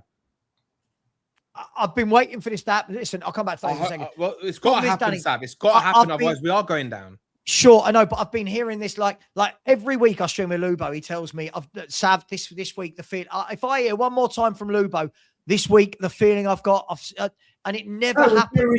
We are due a result, aren't we? I'm waiting for this magical win that Lubo keeps telling me is coming. We nearly got there Saturday, Sav, didn't we? We nearly got there Saturday.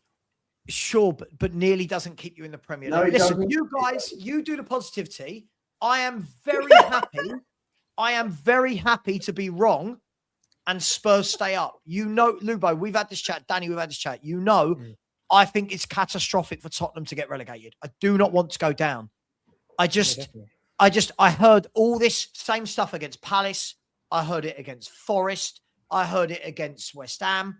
I heard it against Fulham. It's only them. It's only them. It's only them. We've got to win this. We're going to win this.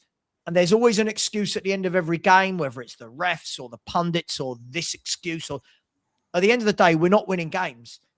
And we're not creating enough chances. We're not winning games. I fully expect to beat Wolves.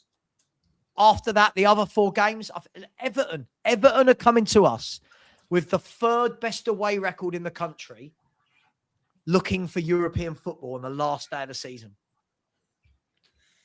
Right?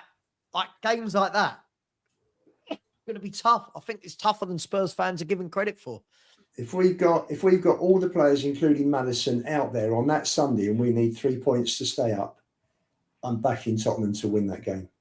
Yeah, I think we have more chance of beating Everton than Wolves, if I'm completely honest. I was just looking who played in the 1-1 draw against Wolves earlier this season. That was the game Paulinho scored in extra time. So we basically played half the game. We had Kudus who played. We had Xavi who played. We had Bentancur who played in that game. So for all you guys who were like, yeah, Bentancur makes a difference when we still drew against Wolves. And it took us 94 minutes to score a goal against them at home. So I'm not convinced about Wolves. I know records are there to be broken.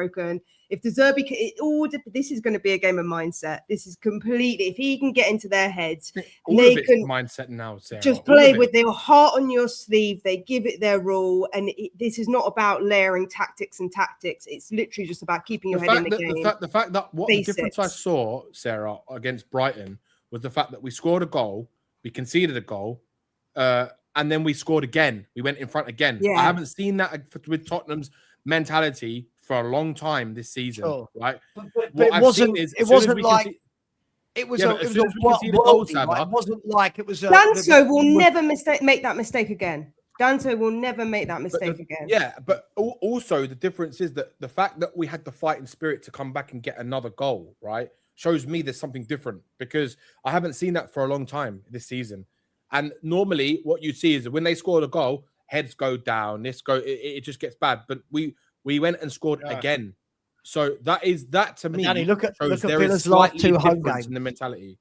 Look at Villa's last 2 home games. We beat Liverpool and Villa away from home with abysmal. Like they've got nothing to play for, which is a good thing and a bad thing, right? It's a good thing and a bad thing. Nothing to play for. Will they have the fight? Nothing to play for. They can relax, play their game, not worry so much, put the pressure on Spurs. Look, sorry guys, if you all think I'm negative, I'm happy to be called the negative. I think we'll get 7 points. I think with the evidence I've got, I think there's a lot more riding on my side of the fence than the let's just be positive and pray approach that has worked for no one for the last 19, 20 games or whatever it is. But this is the difference, Savva. This is the difference, right? That when you're in this relegation type of battle and we haven't won for so long, the whole point of what the Zerbi needs to do is make them forget about those last 15 games. He's got to go in there and say, this is a clean slate. Forget what's happened now. This is where we are right now. So those games are gone. It's in the past, right? Sure. You've got to focus on what's in front of you. not Sure. what's happened. And that's what I'm hoping that he's going to instill in them. Sure. Like he said. And now you need the quality to execute it. Have we got it? Yeah, of course. But I think we might just have enough to pull it off. If those players stay fit, Sav. If Danny, those players stay fit. Danny, I hope you don't have to convince me. I hope you're right. I don't want to be right. This isn't one where I go, I told you. If we go down, I'm fucking embarrassed. My brother, my two brothers-in-law and my father-in-law are Chelsea season ticket holders. Do you know how embarrassing this is at the moment? My brother-in-law's Chelsea as well. And so is my And nephew. My poor nephew. Didn't have a choice. Do you know how embarrassing this is, right? Yeah. Of course you do, because you guys all live in London and you've all got fans. Your friends are all Arsenal, West Ham. Yeah. I've got West Ham fans, yesterday. Right? The two best men at my wedding, West Ham, right? For years, they've all done the whole we're massive, massive thing. And I've dug them out going, oh, shut up. What a small club. And Spurs are finishing in Champions Leagues and blah, blah.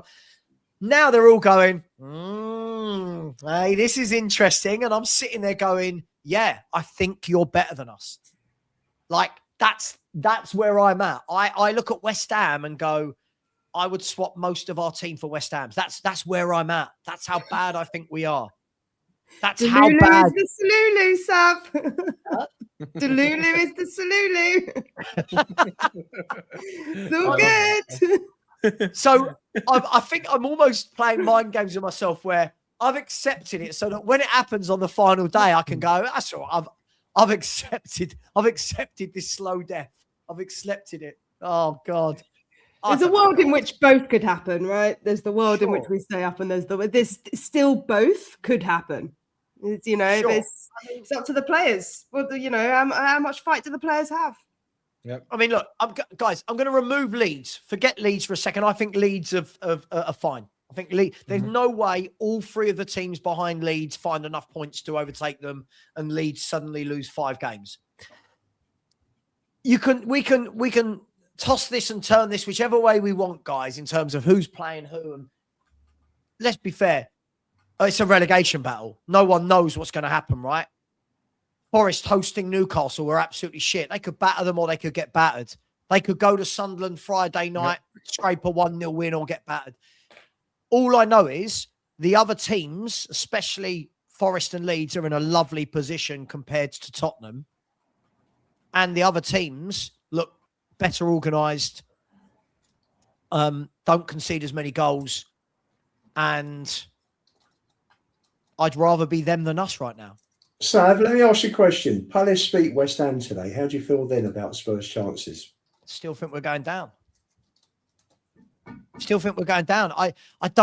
I'm worried. I can't see enough wins between now and the end of the season, Lubo.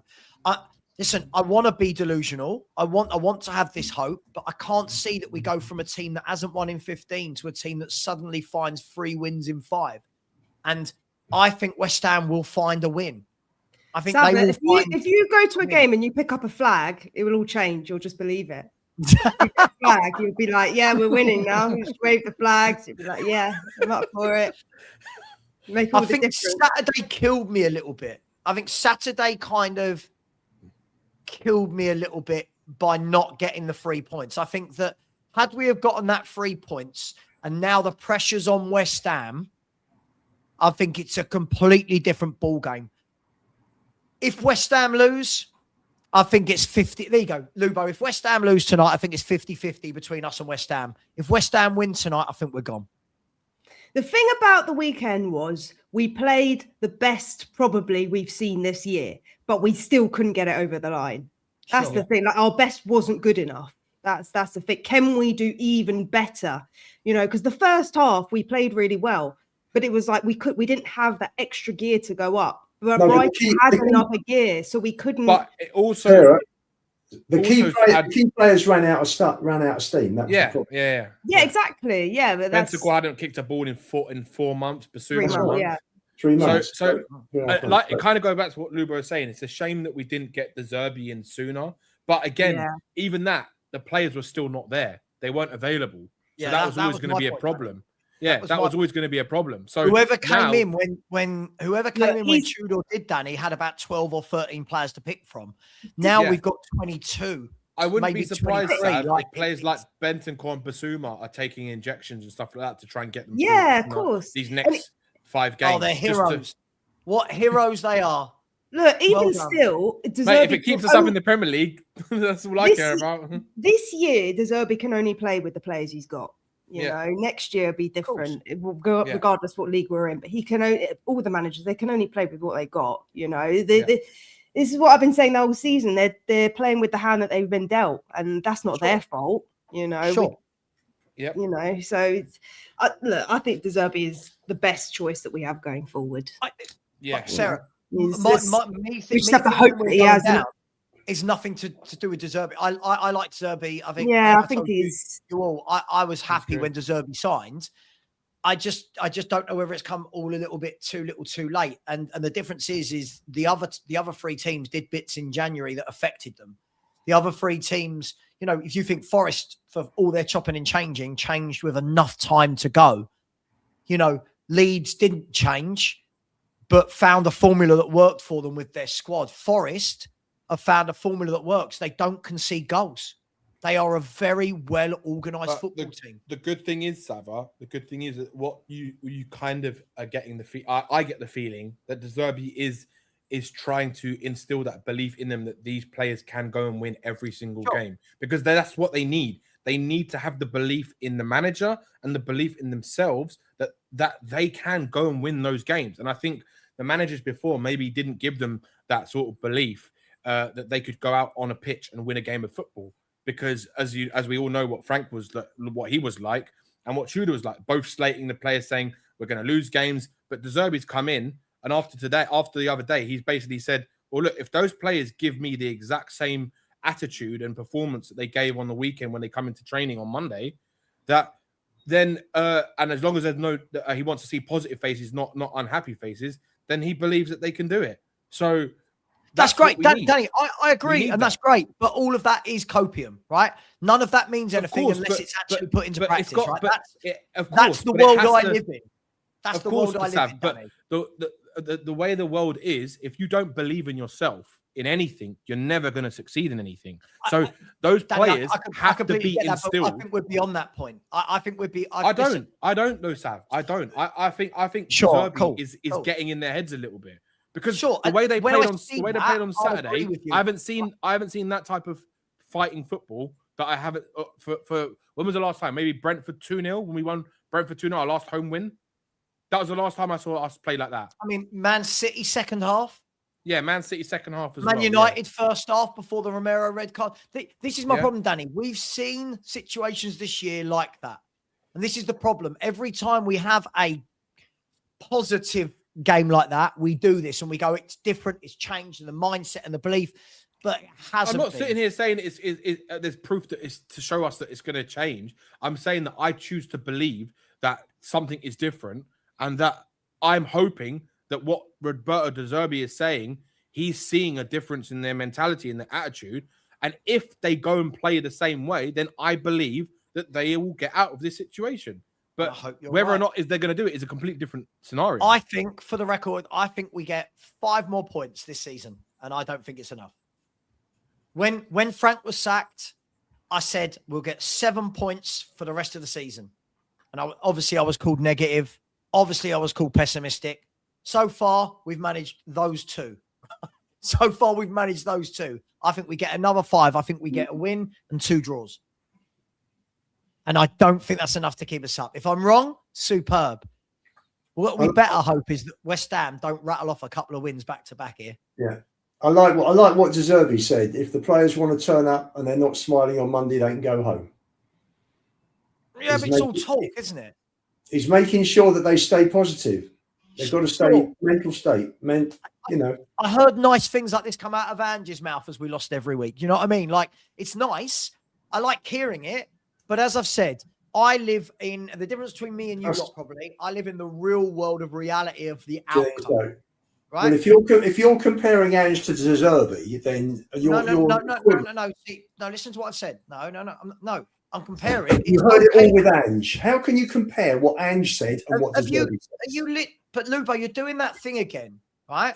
I've not compared the two. What I'm saying is People can say nice words. That's great. Nice words don't keep you promoted. Points keep you promoted.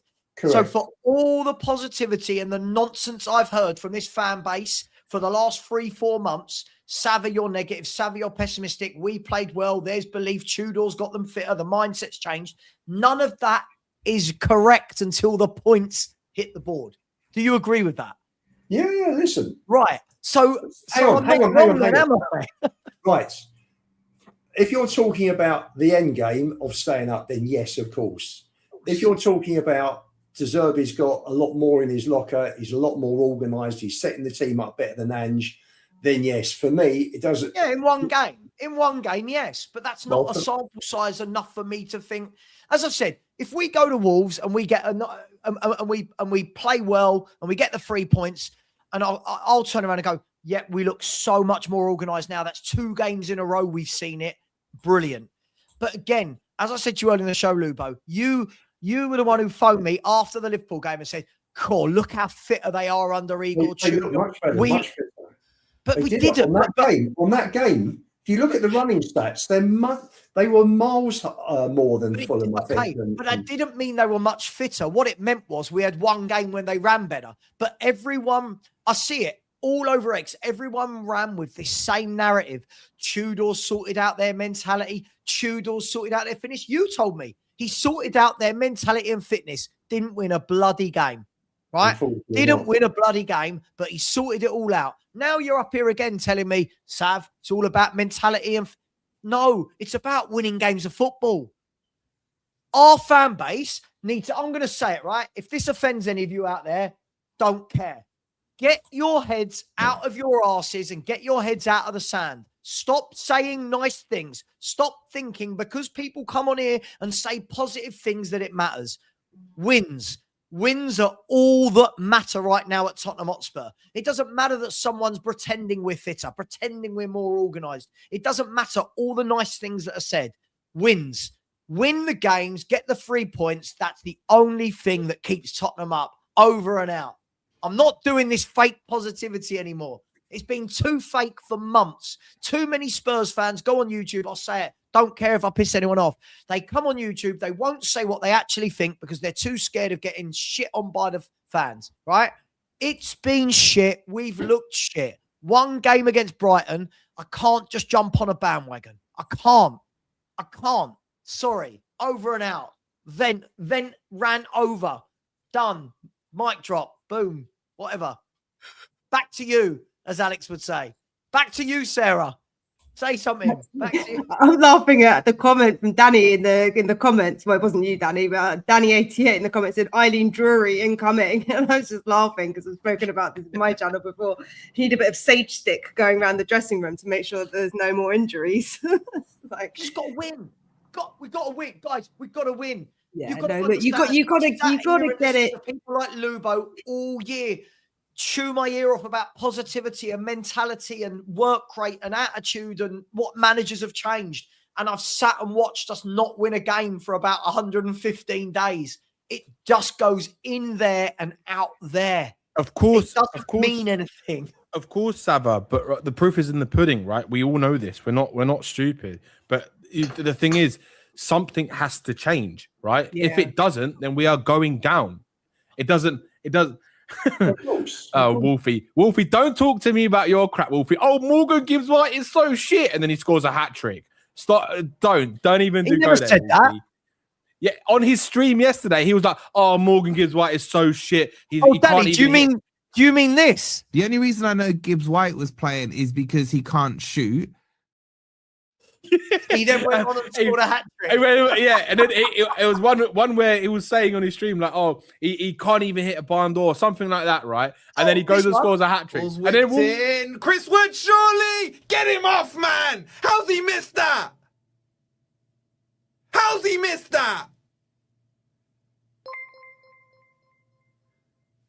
How the the hell is he missing? Is he offside again? Thanks for not selling us MGW. Tears of joy, tears of joy, tears of joy, tears of joy, tears of joy, tears of joy, tears of joy, tears of joy, tears of joy, tears of joy, tears of joy. He was offside. I think he was actually trying to square it back. Joy, tears of joy, tears of joy, tears of joy. Savva, thank you for the £5.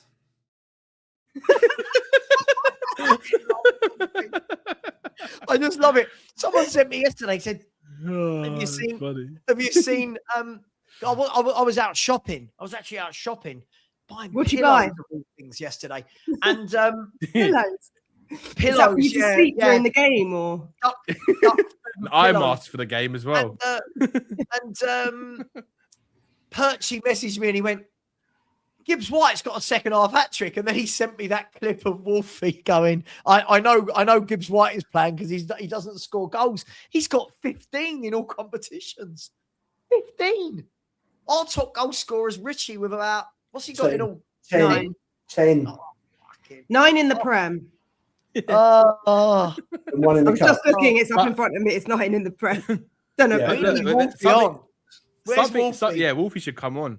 Something has to change though. Like I think Yeah, we've got to win a game, Danny. That's what's got to change. Yeah, of course. But the thing is, Luba, it's what I was saying. Like he's got like if you're looking at it from a logical point of view, right? You have to forget about what's happened now. That's done. It's done. It is done. And if the players are focusing on what's happened, then we are going to go down. That's the end of it, right? If they keep focusing on 15 losses, we haven't won all season in 2026. If they keep focusing on that, the mentality is done. It is done. That's what that's why Zerbi's come in and he said it's not about tactics. It's about up here. It's about up here. So he's trying to instill in them that forget that. It's done. Focus on what's in front of you right now. What can you do in this game? It doesn't matter how you've played. Doesn't matter what's happened in the past. You just need to go out there and play your best football and give us a chance to win a game of football. Sure. And if they can do that, then we stay up. That's as simple as that. Sure. Do you know what? I look forward to if we lose to Wolves, Danny coming on next week and telling me the same thing for the next 4 games. I'm going to keep saying it until it's mathematically done. I know you are. Yeah, because it takes time. It takes time. Look, I'm a mindset coach, so not a football mindset coach, but I'm a mindset coach. So I get it. Like sometimes the thing is that it takes time. People 100%. think that it's just going to happen overnight. The 100%. thing is, you've got to imagine like the ship is going like to the wrong port, and even a 2-degree shift will send it in a completely different direction. Yep, so sometimes just even like a 1% shift, it can turn things. It just takes time to see that realized in the action. Good job we've got loads of time left then, isn't it, Sarah? You know, but but then it's too late. But then at least you work towards it. You can't think like that. Yeah, so that's the positive mindset would say you remove 100%. That from all the equation, and you just focus on the positive. And every time that limiting belief or whatever that doubt is that keeps coming up. And that, look, as fans, we can rant about it, right? But as a player, that is why he needs to create an environment for them, which is safe enough for them to be able to express themselves truly and he needs to protect the players.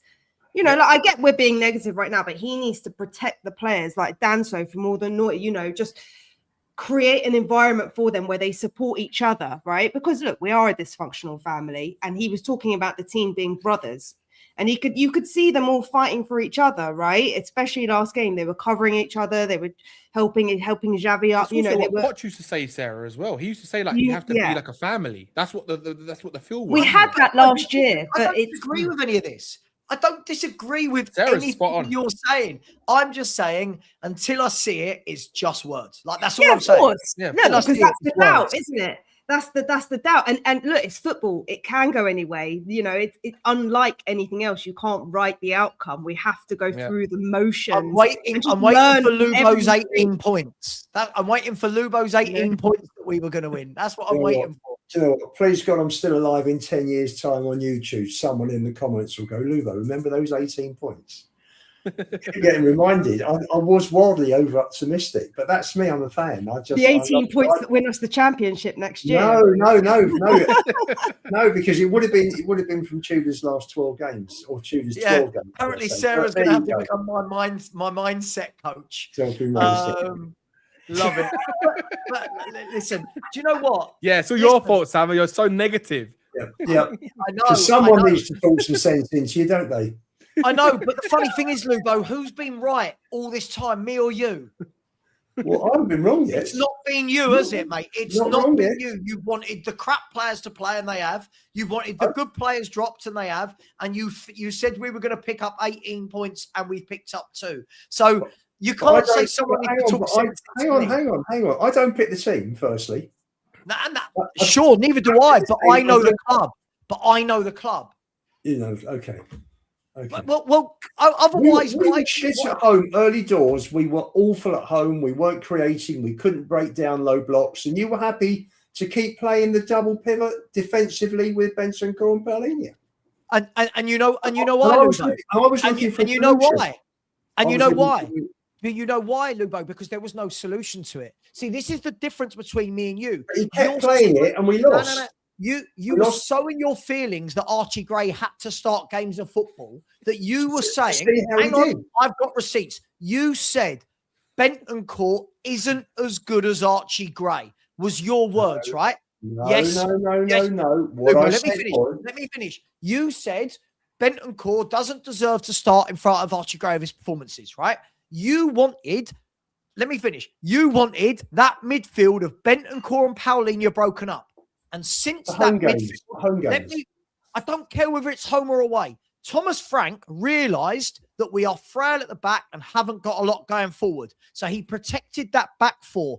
But you weren't happy because it wasn't the Spurs style. We changed it, didn't he? Do you think Thomas Frank watched me and changed the team, Sav? We broke up the midfield the way that you and thousands of other fans asked for. And since that midfield was broken up, it got worse, right? It got worse. When your boy Archie and your boy Bergvall play, we looked worse. Well, so Bergvall's been injured since. Frank knew what he was doing. Whether fans enjoyed it is a completely different subject we can talk about. But Frank protected that back four, right? With 2 senior pros. For you, it wasn't good enough. Your answer was a 19, 20-year-old that's apparently going to move the ball forward and get us playing. And he never has, and it never did. How's that worked for you? Well, I'm sure Thomas Frank didn't. By the way, I can confirm Thomas Frank didn't call me to discuss tactics and discuss team change. I'm sure he made that. You asked for. I'm sure. Yeah, listen, it wasn't working. I wanted to see change. And it got worse with what you asked for. But I'm not a mind reader. All I could tell you was Paulinho. Your solution was Archie Gray was going to change the way we played. I wanted to see Gray in the chart. At home, our home form was absolute crap. Sure. 1-1, drawn 1. What's it been like since? Hang on 1 second. It's just not. It's got worse. It's not better, but I wanted to see him change it, whichever way, whether it was Gray, whether it was Bergvall, change it up. We didn't need 2 defensive midfield players at home. But we did. And that's the problem. It wasn't working. The problem, Lubo. We did. We got 4 points out of 15, Sav. We got 4 points out of 15. Lubo, if the answer was, and this is what frustrated me then when you said it, when I said to you, yeah, do I want to see 2 holding midfielders, so to speak, at home? No. But give me a solution within this squad that means we can still be defensively solid and go forward. Your answer was Gray or Bergvall, right? That was the answer. Basuma was out of favour, and Saar wasn't doing it. Not in the previous few games. Right, but didn't most of our points come from? I'll tell you what. Let's have a look. Let's have a look, shall we? Well, I can. You don't need to have a look. I can tell you, we had 14. No, hang on. Have a look. Have a look at Spurs. 17 from the first 9, Sav. Right. Okay. And you wanted it changed. You saw us beat Everton away 3-0 and asked for Spurs to change their setup. You Not got away it from home. Not away from home. Right. You got what you wanted. No. Yes. Don't be disingenuous here. Let's look at the facts. Everyone heard you say it week after week. Archie Gray's got to start above Bentancur. Let's look at the facts. We started losing every week. Right. I said away. I said I wanted change at home. I said away from home they're doing brilliantly. They've got 13 points out of 15, but at home we were awful. The points Sure. we had 13. We had 13 away. We had 4 at home. Now, if you're looking at that as an analyst within the club, or you're looking at it from a coaching point of view, you're looking and you're thinking the away form was brilliant, the home form was shocking. Sure. What are we going to do was the to change answer? this? Why? Hang on. What's the solution? You play 2 defensive midfield players who don't progress the ball quickly enough. But your solution was to put in Gray, who also doesn't progress the ball. Bergvall, whatever it was, try and change it up. Try and find a solution. But this is where you said to me just now, don't be disingenuous. I'll throw this right back at you, Lubo. Your answer to me, just right this 1 minute. Sorry, Sarah, welcome to the channel. Your suggestion to me is to play 2 players that also don't progress the ball with their passing. Let that sink in. That's why I never understood. Wait a minute. We needed to move the ball up the pitch quicker. And neither Gray or Bergvall do that. Well, you can do it. You can do it 2 ways. You can have someone who's quick, who carries the ball, or you can have someone who passes it. Whichever way you do it, the home form was shocking. It was a continuation of the previous year. Your answer was shocking. So one of the kids that you've got behind, my question to you is: do you say we got 13 points away, 4 points at home? Do you say, well, let's just keep it as it is? We're doing shit at home, but let's not change it. Is that what you're saying? Let's just carry on losing games. Okay. So Lubo, who progresses the ball better? Bentancur, Gray, or Bergvall? I don't. Well, no. You must know because you wanted Bentancur replaced. Which one? Right. It wasn't working with Bentancur. That's not what I asked. Don't be a politician. No. Answer the question. No. It wasn't working. That's not what I asked. I'm talking about home games. I asked. Overall, Bentancur is the best, but he wasn't performing at home by moving the ball quickly enough in those home games. There's your answer. I'm just. Do you just say, right, let's just carry on? It's absolute rubbish. We're shocking at home. Forget Burnley. The rest of the home games, Bournemouth was a penalty. But what you do is you have to have a solution to a problem. Otherwise, you are making it worse. What we actually did, and this is where, and let me finish, right? This is where I actually I liked Frank, but this is where he pissed me off. I wished that Thomas Frank had put the 2 fingers up to the fans and gone, I don't care if you like this style. This is what's needed to win points. And he's been proven right. Because all season, since he did what fans like you asked for, with the variations of the Greys and the Sars and the Bergvalls, we've not won games, right?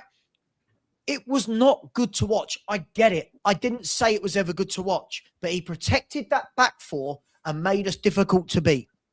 Since he changed it when there was no solution. If we had had a Gallagher and you had said, right, take out Bentancur, try Gallagher, or take out Bentancur, try Basuma to get you up the pitch. But your solution was to put in 2 players that don't progress the ball up the pitch. So your solution was worse than what was actually happening. You got it. You got what you asked for, right? He played Sarr for Man United in the draw. Right. Just going through the home games. Then he drops Sarr for I'm just talking about home. I'm only talking about home matches. We know all this information though, Lubo. We know all this information. For Gray. Then he kept Gray in with Paulinho. They beat Brentford. Then they played Liverpool with Bentancur and Gray. And then he went on to Sunderland, again, Bentancur and Gray. I think Bentancur got injured at Bournemouth. We know all this. We know all this. The point is, when he broke up that games, it was literally 3 or 4 games, Sav, between when he changed it to when Bentancur got injured. It was 3 or 4 home games. That was it.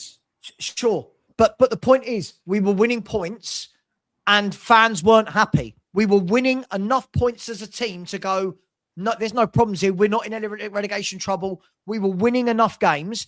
But as Spurs fans, as always, it was, I don't like this. It's not attacking enough. Maybe Frank realised that we're frail at the back and that we don't have a lot going forward. So he wanted to make it difficult with Paulinho and Bentancur. And fans weren't happy with it. And now What has De Zerbi gone back to? Let's be brutal. What has De Zerbi now gone back to in midfield? He's gone back to workhorses, right? He's gone back to workhorses. Why? Because they battle, because they make you hard to beat, right? So, as I said, any fan that wanted that changed, they got what they asked for. We looked dreadful with Gray and Bergvall and Sarr in midfield. We kept doing it. We kept doing it. There's only a couple of games that those three played together, I think. I'm not talking about together. I'm talking about when any of them are in a midfield per se. I think we look bad. Sorry, I do. Sorry, Sarah, Daddy, very patient. When I just can't. I don't like the revisionism. You ask for something, you get it, and then you're annoyed by it. You got it. You got what you asked for. This fan base got what it asked for. It wanted free-flowing football without players that can play that way. That was always my argument, Lubo. Change it, but have a player to change it with. Well, it's like right now. We haven't got a right winger. Basuma wasn't even in the frame, was he? Of course. He wasn't even in the frame. Of course. That's the point, Lubo. Zerbi had Basuma, didn't he? Sure, but in hindsight, would you go back and keep Bentancur and Paulinho? If Basuma had been fit, then I'd have. No. In hindsight, I'm asking you. In hindsight, would you go back and say at that time we had the midfielders we had were Bentancur, Paulinho, Sarr, Gray, Bergvall? Who would you play week in, week out? I'd probably play Paulinho and Bentancur in hindsight. Thank you. And we move on to Danny and Sarah, and that's the point, right? That's the point. That's the point. Everyone clamoured for the youngsters to play. And when the youngsters play in midfield, we look shit because they're not ready yet. It's interesting. He just didn't fancy Paulinho, did he, Frank? He just didn't fancy him. Because he was available for pretty much... How many games has he missed through injury this season? He's hardly missed any. And he didn't play him. He didn't play him. I mean, Sarah, where are you with it? Like, I get that Frank didn't play the style people wanted to see. A lot of me thought that was with the players we had. But I actually think we started the season well, but it was uninspiring. And I think a lot of that, the fans got on Frank's back and he was weak and changed it. I mean, what do you think about all of that? Yeah, well, it's led us to where we are now, isn't it? It's just been a recurring problem. I don't know. I thought Frank was playing Paulinho. He was playing Bentancur and Paulinho in the prison. So I thought he was playing. I don't know. That's where I get annoyed with Frank. This is my annoying. He should have just done that, right, to the fans and gone, right, I'm playing Paulinho Bentancur. Don't care if you think it's boring. But fans were annoyed. We were third in the table, Sarah, after we beat Everton. And fans were coming on channels going, he's got to change that midfield. You're like, we're third in the table. We're third in the table and people wanted change. And they got that just showed Frank's lack of leadership, right? And then he got embarrassed by the cup and he made a mug of himself. Whoever gave him the mug, it was all... it was just set up. He was just set up, like, unfortunately for Frank, and unfortunately he still got the cup, which is why Arsenal are going to bottle it, but I think, I don't know.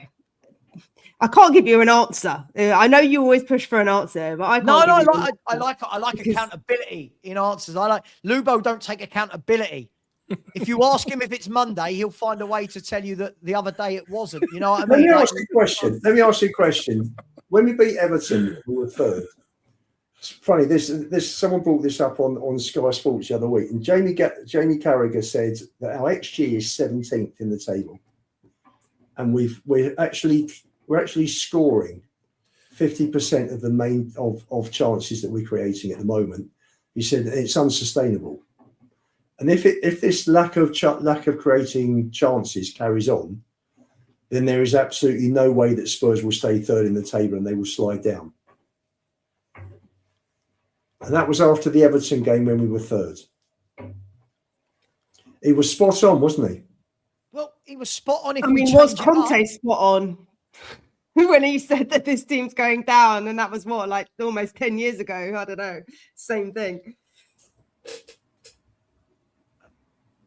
Great. Look, as I said, I think the biggest mistake we made this season was switching up the midfield. That was the biggest issue I had. We had two senior pros. For me, they should have been playing most of the season in Bentancur and Paulinho. And then Guys, when the injury, we couldn't even beat Tamworth this season. I Anytime someone comes to me and they're like, "Yeah, we're not that bad," I'm like, "Well, we played Tamworth last year and we couldn't beat them in 90 minutes." Yeah. And that's just kind of where I sit. I'm just kind of like, "Well, if you can't beat them in 90 minutes, what are we doing here?" And that was under a completely different manager, a completely different system, who were arguably fifth in the table the year before, who were doing really well in Europe. So it's like, it's. And then let's round off the show. Let me do some super chats, and I'm going to ask you all one question. I'm going to ask you all one question, and we're going to end the show. By the way, this isn't me saying everybody that Frank shouldn't have gone or stayed. I'm just saying that hindsight's a wonderful thing.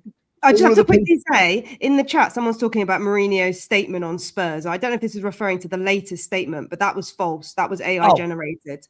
The latest thing that the Mourinho supposedly came out and said about Spurs being rubbish, it wasn't true. So just to mention that. Carry on. Sorry. I completely agree with you, Sarah. There was too much in it that wasn't. It wasn't the way a foreign person would use the English language, if that makes sense. Yeah, I don't know. It's just bad. People just trolling. Let's do some super chat. Now I'm going to ask one question to each of you. You know what it's going to be. Big up to Phil Coys. He said, FHTV staying up barbecue. Well, listen, we've got the FHTV barbecue for the first week in June. It will either be, wow, well done, Spurs, we finished 17th, or shit, we're playing Lincoln away. Either one, I'll see you there, Phil. Big up to you, my man. Big up to Michael, who said, why did we allow 3 Brighton players free in our area? And Michael, this is a good point, right? I get that Danso made the mistake. But again, why were there so many Brighton players just unmarked on the edge of our, so many players unmarked? So that's got to change. Big up to you, my man. Big up to 3-Star Reds, Nottingham Forest fan. Said Palace win tonight just to open a gap over them. Listen, I really hope Palace win tonight. I think I speak for everyone on the panel where we're all going to secretly have our Crystal Palace hats on tonight. We need Palace to win. We massively need it. Big up to you. Great win for your boys yesterday. Sarah's smile always is worth a super chat. Listen, if we're going to start flirting for super chats, I can smile if you want. I'm not sure it will be as nice as Sarah's, but I don't get these super chats on my channel. Only here, Savva. Big up to you. Thank you very much. And Sarah, what I'll do is I'm going to show you while we're live how to redirect. Big up to David. He's out in Newquay. Big up to you, David. Newquay Spurs. Big up to you. Hope you're well, my man. Big up to Smoky Boy. John. How you doing, John? Said, I think we will have a blast next season, Savva. The pain will pass. You watch. I don't even feel the pain anymore. I think the club deserve it. Not the fans. I think the club deserve it. The pain for me is that we've had years to address these issues and haven't bothered. That's the pain. But anyway, big up to you, John. Thank you so much for that. Very generous. Jordan's come in. Said our home form was rubbish last season and Paulinho wasn't even part of it. No, agreed. We've been shit for years. This wasn't under Frank. We've been shit for years. But, hey, big up to you, my man. Really appreciate that. Thank you very, very much. And last but not least, Jordan's coming again. He's always very, very generous to me. Said, whatever Forest fixtures are, they have 5 opportunities to win 1 game, which will mean us needing to win 3 to catch them. Forest can now go to Sunderland on Friday with not so much pressure. And this is why, Jordan, I think it's not, I don't think it's about Forest. I think it's about West Ham. I think you're right. I think Forest need 1 more win realistically to force us to win 3. So, yeah, I completely agree with you, Jordan. I completely agree with you. Panel, yes or no? It's that simple. Are we staying up? As of the 20th of April, Lubo, I'll start with you. Are Tottenham Hotspur going to be in the Premier League next year? Yes.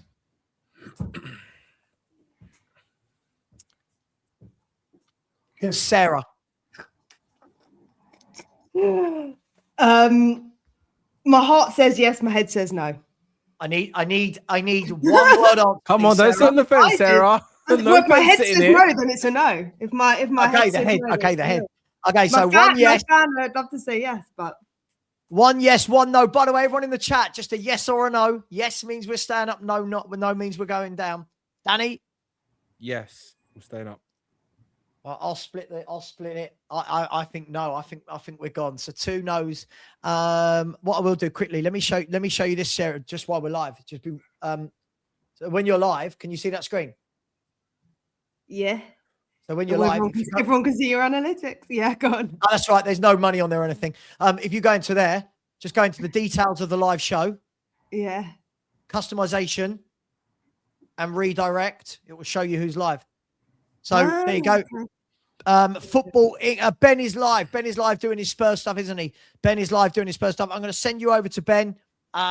Just save that. There you go. When you get over there, just say Savva raid or fhtv raid, whatever. It doesn't really matter. And just remind Ben he needs to bring chocolate to my barbecue. Just remind him of that. Sarah, thank you. Thoroughly enjoyed it. Thoroughly enjoyed your candidness. Thank you, Danny, for bringing your... What did I get? I got a WhatsApp that said this. Danny has become a politician. Danny and Lubo will create a political party off the back of this broadcast. What are we calling it, Lubo? The Grey Party. The Fence Party. The Fence Party. I think we have to get political. By the way, small stat, Frank only left Bentancur out of 2 league games while he was fit. Yep. He was his favourite player. So, he was his only left him out of 2. Sure. Man United and Fulham at home, the only 2. Sure. How many points did we get this year when Bentancur's played? Most of them, right? Yeah. Yeah. And Xavi anyway, Simons just saying, that's the guy that Lubo wanted dropped. I'm just saying, everybody. I'm just saying, our best midfielder, this guy wanted dropped for Archie Gray. We deserve relegation with that sort of opinion. Guys, girls, it's been absolutely brilliant. Big up to Rodney. Where you been? My man, Rodney, where you been? Big up, Savva. And yes, meaning we're staying up. Rodney, you can join the fence party with Lubo and Danny for when we get relegated. Guys and girls, much love. Take care. Enoch out. We're staying up. Arsenal bottling it all. I'm going to say, come on, you Palace. Please, please, Palace. See you later, guys. Take care. See you. Bye-bye.